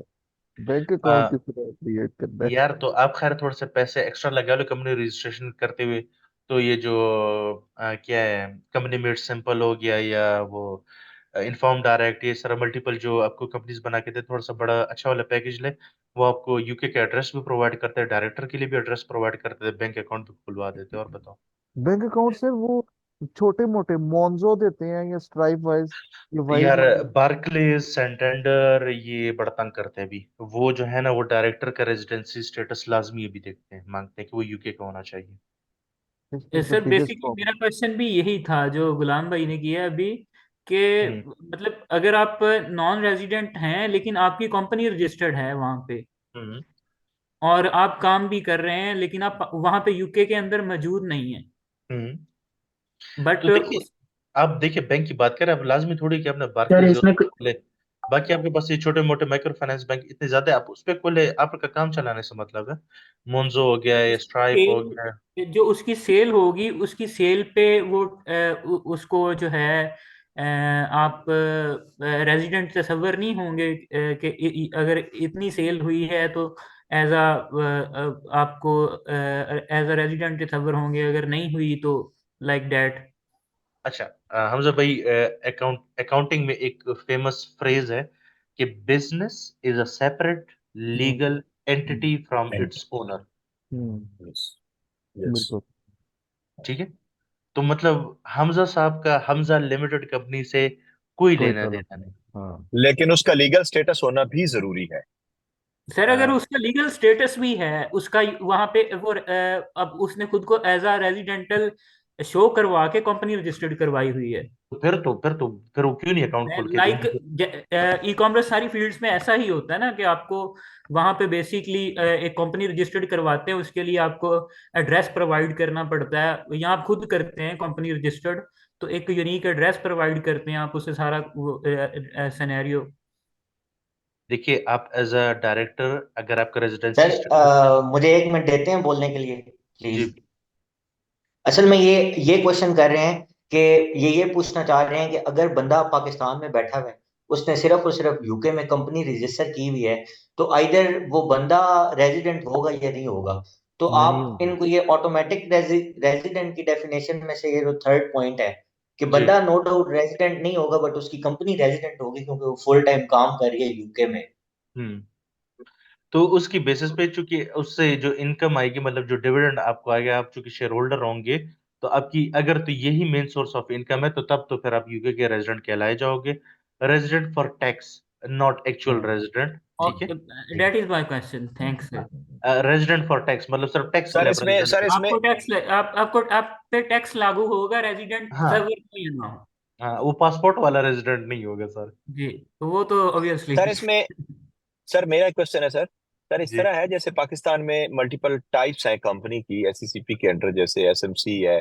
जिस तरह कंपनी की रेंज के अंदर रजिस्ट्रेशन एससीसीपी से करवाते हैं, नीचे आके पार्टनरशिप के लिए अलग हमारे हम्म डीसी ऑफिस पे उनके ऑफिस खुले होते हैं, पार्टनरशिप एक्ट 32 के तहत हम 1932 के तहत रजिस्टर्ड करवाते हैं। सोल प्रोप्राइटरशिप के लिए भी रजिस्ट्रेशन के डिफरेंट फोरम भी मौजूद हैं। जैसे इंडिविजुअल कोई आदमी कोई काम कर रहा है तो वो भी रजिस्टर्ड होता है। अच्छा, ऑप्शनल होता है लेकिन होता है, जिस तरह पार्टनरशिप में भी ऑप्शनल है लेकिन इनकम टैक्स के अंदर रजिस्टर्ड होने की भी उसकी ऑप्शनल है, उसको कुछ प्रिविलेजेस मिलते हैं। अच्छा, मेरा सर सवाल ये है कि ये कंपनी की डिफरेंट टाइप्स वहां भी इसी तरह ही प्रिवेल करती हैं और उसी तरह ही उनके वेरी करता है? और अगला सर से ये है कि बच्चा पत्नी, ये रेलेवेंट बात आपकी बनती है, यानी जो बच्चा पीएसडब्ल्यू पर होता है वो क्या अपनी कंपनी वहां एस्टेब्लिश कर सकता है, अपना own PSW business stand for start कर सकता है? Pakistan PSW single sir unit. Pakistan से वर्क परमिट पर होता है immediately after completion of your study. अच्छा अच्छा, जी देखिए जी बात ऐसी होती है, स्टार्ट से ले जाते हैं। जिस तरह आपने कहा ना, पाकिस्तान में चाहे सोल ट्रेडर है या पार्टनरशिप है, उसके लिए भी आपको जी रजिस्ट्रेशन करानी पड़ती है। यूके में जी। ऐसी कोई मैंडेटरी नहीं रिक्वायरमेंट है, नहीं। मैंडेटरी नहीं है, मैंडेटरी तो सर अच्छा नहीं है पाकिस्तान के अंदर पार्टनरशिप के लिए कि इनकम टैक्स के लिए। अगर आप उसके लिए भी ऑप्शनल है कि अगर आप करना चाहेंगे तो आपको कुछ प्रिविलेजेस मिलते हैं टैक्स के हवाले से, कि अगर रजिस्टर्ड फर्म है तो आप टैक्स फर्म पे करके रेस्ट पेमेंट को डिस्ट्रीब्यूट होता है पार्टनर्स के दरमियान। अगर वो रजिस्टर्ड नहीं है तो इनके सेल टैक्स की बात है, सॉरी इनकम टैक्स में अगर रजिस्टर्ड नहीं है तो वो फिर इनकम डिवाइड हो जाएगी और उसके ऊपर वो individual person, individual partner will be liable to pay the tax. जी सर, मेरी ये बात जो मेरी एग्जैक्टली अंडरस्टैंडिंग ऐसा ही होता है। अगर हम सिर्फ एक सोल प्रोप्राइटर की बात करते हैं तो उसको यूके में ना कोई रजिस्ट्रेशन करनी पड़ती है। उसने अपनी है। सोर्स ऑफ इनकम यूके को HMRC को शो करनी होती है, अपनी टैक्स रिटर्न में अपनी इनकम बतानी अपने होती तौर पर, है। अपने तौर पर। Yes yes. इसका मतलब एक बार्बर, अगर एक यूके के अंदर बार्बर या पार्लर खोल के एक बंदा बैठा हुआ है तो वो कैश में काम करेगा और वो खुद से ही बताएगा कि मेरा कितना रेवेन्यू है, यही है सर? यस एम आई राइट? यस बिल्कुल। Okay okay okay yes. Okay. तो जहां सर तक मेरा वो सवाल वो कंपनी वाला स्टैंड अभी है कर रहा है कि उसकी टाइप्स है सर, इस तरह जैसे एसएमसी सोल प्रोप्राइटरशिप को उसके बेनिफिट जो उसके ड्रॉबैक्स थे उनको कवर करने के लिए एसएमसी को इंट्रोड्यूस करवाया गया पाकिस्तान के अंदर एसएसीपी के अंदर।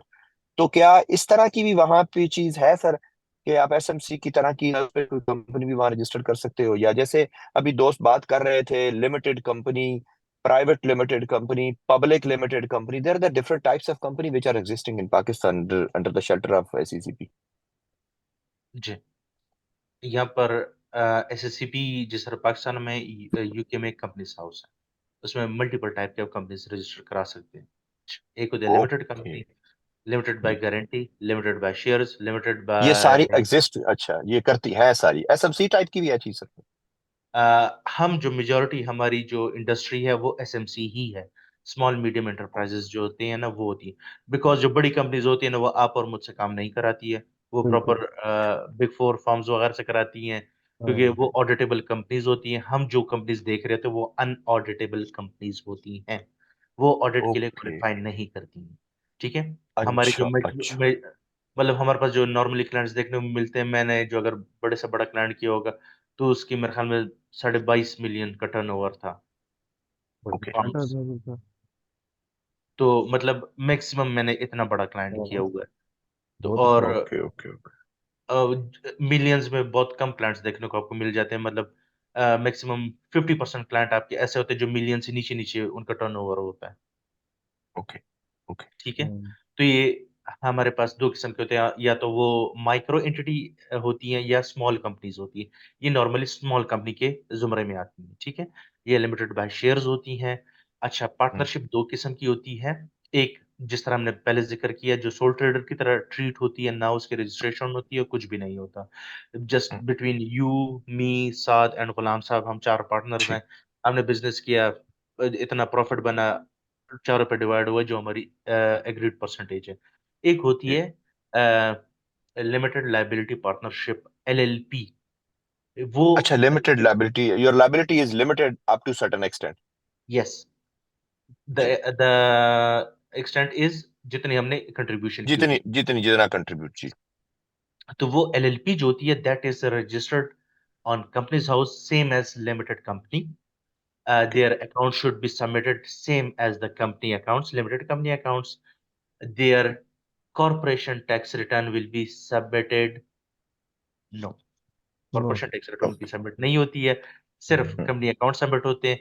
क्योंकि जब अकाउंट्स बन जाते हैं, प्रॉफिट जो है ना, जो LTD पार्टनर्स होते हैं, मतलब जिस जी। तरह लेट्स से हम दोनों चार बंदों ने मिलके LTD पार्टनरशिप बनाई है, लिमिटेड लायबिलिटी पार्टनरशिप एलटीडी में करो, LLP sorry, limited liability partnership हमने बनाई है, तो हमारे बीच में वो प्रॉफिट डिस्ट्रीब्यूट हो जाएंगे and we are subject to submit our individually own responsible to pay the tax tax. Return. मतलब सर वो बिल्कुल। चार के चार बंदे टैक्स पे करने के मिजाज होंगे। हाँ, वो अपनी टैक्स रिटर्न के अपनी पर्सनल टैक्स रिटर्न में उसको शो करेंगे। उसका एलएलपी का वहां पे काम खत्म हो गया कि उसने वो अकाउंट्स कंपनी हाउस को सबमिट कर दिए, कॉर्पोरेशन टैक्स उसकी नहीं बनेगी, ठीक है, हाँ क्योंकि जो प्रॉफिट होगा वो चारों पार्टनर्स में इक्वली डिवाइड हो जाएगा, ये जो भी पार्टनरशिप होगी, और चारों पार्टनर अपनी इंडिविजुअल टैक्स रिटर्न में इसको अलग अलग उसको शो करेंगे और एचएमआरसी को submit same as Pakistan, same as Pakistan. Sir जी, हम करेंगे। सॉफ्टवेयर सॉफ्टवेयर कौन सा यूज कर रहे हैं टैक्स के लिए? ये अहम सवाल। मैं नॉर्मली जो है ना iris element text filer use किया आपने? टैक्स फाइलर नहीं। यार बड़ा सिंपलीफाइड और बड़ा इजी सॉफ्टवेयर है, टू बी वेरी ऑनेस्ट मेरा तो बड़ा फेवरेट सॉफ्टवेयर है ये। सस्ता है?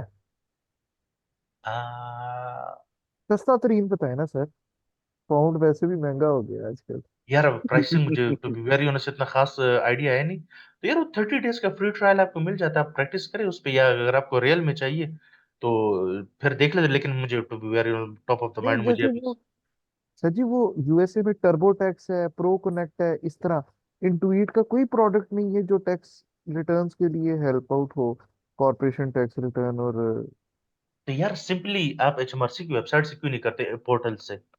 हाँ ठीक है। जी सर, एक आप आईरिस लेसन। बताया आपने, दूसरा सॉफ्टवेयर कौन सा बताया था? यार बहुत है, टेंशन ना ले, सारे नाम एक एक बताऊंगा। अच्छा। सर मैं यहाँ पे एक छोटी सी चीज कहना चाहूंगा कि ना, पार्टनरशिप की बात कर रहे थे भाई, तो उससे रिलेटेड है कि बेसिकली होता है ऐसे है कि एक होता है सिंपल एसोसिएशन ऑफ पार्टनर्स, जिसको आप सिंपली एफबीआर में रजिस्टर करवा लेते हो, जिसको आप ना अनरजिस्टर्ड पार्टनरशिप भी कहते हो। एक होती है रजिस्टर्ड पार्टनरशिप फर्म, जिसको ना आप रजिस्ट्रार ऑफ फर्म से फॉर्म सी लेके आप पार्टनरशिप फर्म का स्टेटस देते हो। तो ये दोनों जो हैं, इसको आप एससीसीपी से रिलेट नहीं कर सकते, क्योंकि ये दोनों जो जी हैं बिल्कुल। ये, हाँ, ये दोनों कंपनीज में पार्टनरशिप नहीं आती और फोरम ही सेपरेट है, हाँ जी। पार्टनरशिप का फोरम ही सेपरेट है, एससीपी फोरम ही सेपरेट अच्छा बस, आर्डर आर्डर आर्डर, क्लास में 20 एसएससीपी मिनट बहुत ऊपर हो गई मुश्किल है है। भाई, एसएससीपी क्लास बहुत मुश्किल है। क्लास 20 मिनट ऊपर हो गई नहीं, असल मुसलमानों। में मैं सर, मैं 9 बजे ऑफिस छुट्टी की है, 9:30 बजे मैं क्लास ले आया ना, खाना खाना कुछ नहीं खाए हो, कुछ थोड़ा रैम करो, कल कर लेंगे बाकी गपशप। आप थोड़े ना, आप है। असल में थोड़े अमीर बंदे हैं ना। आप सिर्फ यूके की इंडस्ट्री को टारगेट करते हैं, हम गरीब लोग हैं, पाकिस्तानी और यूके दोनों को साथ लेके चलना अरे भाई 9 घंटे ऑफिस में काम है। करके या 2 घंटे से यहाँ फुल टाइम बोल रहे हो, कुछ थोड़ा सा रैम कर रहे हैं यार, क्या हो गया? जान सर लोगे। इसमें आगे जाके आप जो है वैट से रिलेटेड चीजें भी डिस्कस करेंगे। सर वैट ना करो तो फिर आप यहाँ बैठे क्यों हैं, फिर किस लिए हाँ बैठे थे इधर? वैट तो सबसे बड़ी चीज है सर, सर कंपनी जी लेकिन अकाउंट्स टैक्स तो इतनी बड़ी चीज नहीं है in terms of hmm, income. मतलब अगर आप हाँ फ्रीलांस वगैरह करना चाहते हैं तो मैं तो कभी भी कोर्स ना लूँ सिर्फ पर्सनल टैक्स, क्योंकि भाई देखो कॉमन सेंस की अरे बात है। इसी बेस पे तो कोर्स लिया बेसिकली। देखिए इट्स सिंपल सी बात है, देखिए इंडिविजुअल की टैक्स रिटर्न साल में एक दफा होती है, हम्म, कंपनी के अकाउंट साल में एक दफा होते हैं, वैट साल में 4 दफा होती है, अभी तो हाँ 12 दफा होती है, मेजोरिटी क्लाइंट्स हाँ मंथली पे हैं। सर PAYE देख रहे होते हैं, ये भी आप करवाएंगे नहीं? पेरोल। यार करवा दूंगा, और बताओ यार। अभी जाने तो सर को बहुत सर जी लगी लेकिन है। कम इस सर वक्त जी जो भी बोलोगे मैं कहूंगा ठीक है कराएंगे। सर जी आज लेकिन बनवा ले, सर की आज बात बनवा सही ले है। सर से, सर आज जी बनवा ले, जल्दी जल्दी बनवा ले। नहीं नहीं, सर, मैं payroll to be very honest पहले मैं नहीं करवा रहा था, लेकिन पिछले 2-3 सेशन से मैं करवा रहा हूँ। सर जी दो चीजें जो की है ना वो आपने जरूर करवानी है, कंपनी फॉर्मेशन, नॉन हाँ। रेजिडेंट, हम्म। और प्लीज उसका जरा बता दीजिएगा कि बैंक अकाउंट अगर पॉसिबल हो सके, मतलब यार क्योंकि अगर आपने कसम खाई है बार्कलेस पे तो फिर तो बड़ा मुश्किल हो जाएगा आपके हाँ लिए। हाँ सर हाँ बैंक सर, अकाउंट अभी ओपन नहीं होंगे ट्रांसफर उनका। वाइज का हो सकता है on the basis of director registered address, अगर मिंट फॉर्मेशन से क्रिएट करवाते हैं, कंपनी मेड सिंपल से क्रिएट करवाते हैं। यार एना हो गया, वाइज हो गया, मॉन्जो, टाइड हो गया, मोन्जो, ये आपके बन जाते हैं। रेवोल्यूट हो गया, बिल्कुल। रेवोलूट हो गया वो भी बन हम्म, जाता है। जो मेन बिग जायंट्स हैं ना, जिस तरह बार्कलेज हो गया, संटेंडर हो गया, लॉयड्स हो गया, ये बड़ी हाँ नहीं कर जलालत कर रहे हैं, आजकल बहुत कर रहे हैं। हम्म, जो यूज ये होता बाकी है करे। यार, आपका काम चलाने से, पैसे लेने देने से मतलब है तो पैसे लेने हाँ देने से बिल्कुल। मतलब है, हाँ, जो भी यूज होता है बार्कलेज चला। से कौन सा वो, उसमें आपको जन्नत में एक दर्जा अलग मिलेगा, ऐसा थोड़ी होगा।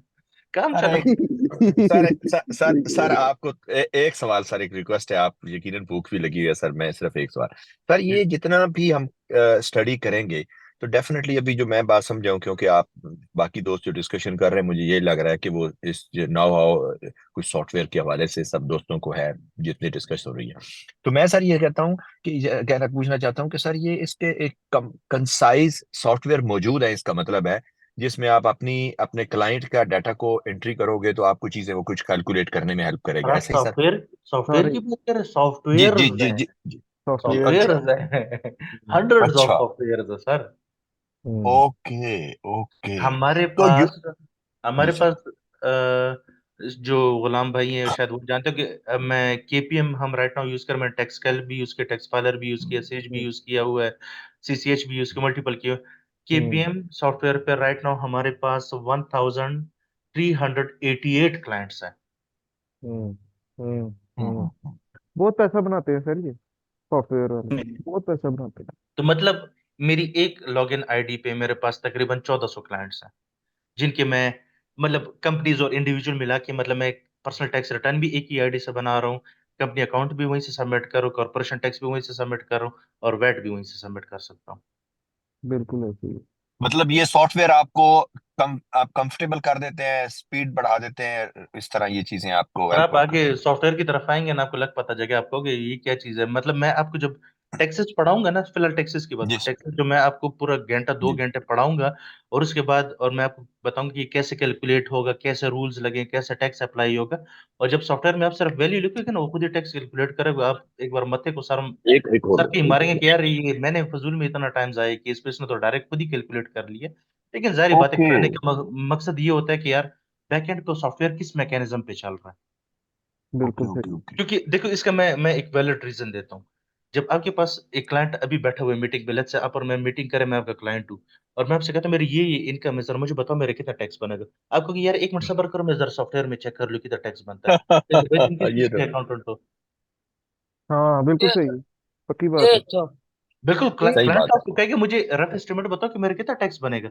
तो आप कहोगे हाँ, अच्छा एक मिनट सब्र करो, मैं जरा सॉफ्टवेयर में चेक कर लेता हूँ। ओके, फिर तुम किस हम्म लिए बैठे हुए हो सॉफ्टवेयर पे ही करना है? हम्म क्योंकि अच्छा क्लाइंट अच्छा बहुत सर। रूड होते हैं। सर कहीं कुछ ऐसा, क्योंकि एजुकेशन सिस्टम वहाँ का बहुत जो है वो एडवांस है, तो आप ये नहीं समझते कि क्लाइंट इतना अवेयर होता है? जैसे अमेरिका के अंदर बहुत सारा क्लाइंट खुद से अवेयर है और वो चीज़ों को खुद से देखता है, अपनी रिटर्न्स को खुद से देखता है। पाकिस्तान भी ये कल्चर लैक ऑफ एजुकेशन से काफी पीछे है, आपको पता है कि वो नहीं है। तो क्या ऐसा कल्चर है सर कि इंडिविजुअल क्लाइंट खुद से भी देख रहा होता है वहाँ? भाईजान, क्लाइंट ने हमें ऐसी ऐसी जगह पकड़ा हुआ है ना कि अब भी हैरान होती कि इसको कैसे पता लगी ये चीज। अच्छा हम्म। मेरे साथ नहीं हुआ कभी। ऐसे ऐसे क्लाइंट ऐसे ऐसे पढ़ निकल के, अच्छा है ये चीज भी थी बीच में, ये तो हमें पता ही नहीं थी। तो सर वो कह रहे होते हैं यहाँ ये मेरे अकाउंटेंट ने इतनी सी चीज भी जो है ना वो एंटर की हुई थी, आपने छोड़ी कहाँ से। मैं कहता हूँ, आप आप अगर कभी गलती से गोरे क्लाइंट के हाथों चढ़े ना, हम्म। वो आपको ज्यादा सिखा देगा, इतना मैं बता दूं। हम्म तो ज्यादा इतना ऑर्गेनाइज होता है, ऑर्गेनाइज सर होता है। सर हम आपको टोटल पे जो एक दूसरे के पीछे गिबतें कर रहे थे, इमरान खान ये और नवाज शरीफ ये ना, वो हम्म। टैक्सेस डिस्कस कर रहे होते हैं। वो जो होते हैं ना, उनके यहाँ ये बहुत कॉमन डिस्कशंस होती है टैक्सेस की। हमारे यहाँ मैं एज अकाउंटेंट होते हुए मुझे अपने पाकिस्तानी सैलरी टैक्स मैंने अभी सीखे कि भाई किस तरह लगता है। ये हमारी लिटरेसी है हम्म। टैक्सेस की अपनी। उनके इंडिविजुअल सिटीजन में ये अवेयरनेस होती है कि वो खुद से इन चीजों को देख ले। सर वो जो प्रॉपर गोरा होता है ना, वो अपने टैक्स हम्म। में कोई गलती निकाले ना, बाकी समझ हम्म। जाए। सर जी उनसे काफी सीखने को मिल जाता है, इसका एक मतलब है चीज कि वो सीखने को मिलेगा, लेकिन पहले आपकी तबीयत बहुत अच्छी साफ करता है तबीयत वो। फ्रेश होगी। सर लेकिन अब तो अब तो ना पाकिस्तान में भी ना ये जो हालात चल रहे हैं ना, इसने हर किसी को ये टैक्स रेट्स याद करा दिए। अब तो अगर आप 50,000 से ज्यादा कैश विड्रॉ करेंगे उसके ऊपर भी आपको टैक्स लगेगा। तो ये अब आहिस्ता आहिस्ता ना पाकिस्तानियों को भी पता चलना शुरू हो गई हैं चीजें। ये सर तो है। लेकिन एक चीज का फर्क है माजरत के साथ, सर जी यूके हो या मुख्तलिफ मुल्क हो, वो उनका एक सिस्टम ओरिएंटेड है।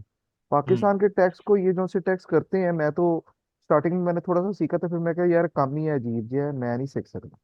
तो हम्म। वो ना, मैं, सर पाकिस्तान ने कुछ चीजें पकड़ी हुई है यूके से, कुछ चीजें पकड़ी हुई है सर यूएस से। बेस जो है ना, ये मैं मिक्स इवन वेजिटेबल बनी हुई है। सर नहीं, ये पाकिस्तान मैं Pakistan let me tax speak please please sorry, let me speak.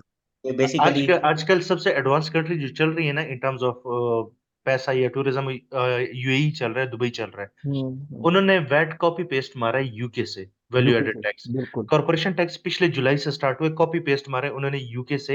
हाँ, बिल्कुल। अब उसमें आहिस्ता आहिस्ता चीजें अमेंड करते जा रहे हैं वो लोग। हाँ हाँ सर हाँ। यूके का आप टैक्स देखिए ना, आपका मतलब यू नेम इट, और वो चीज इनके टैक्स में ना हो, उसके बारे में प्रॉपर गाइडलाइन ना होना, मैं बहुत कहता हूँ अच्छा, नाम बदल बहुत देता है। अच्छा मॉडल है, बहुत अच्छा मॉडल।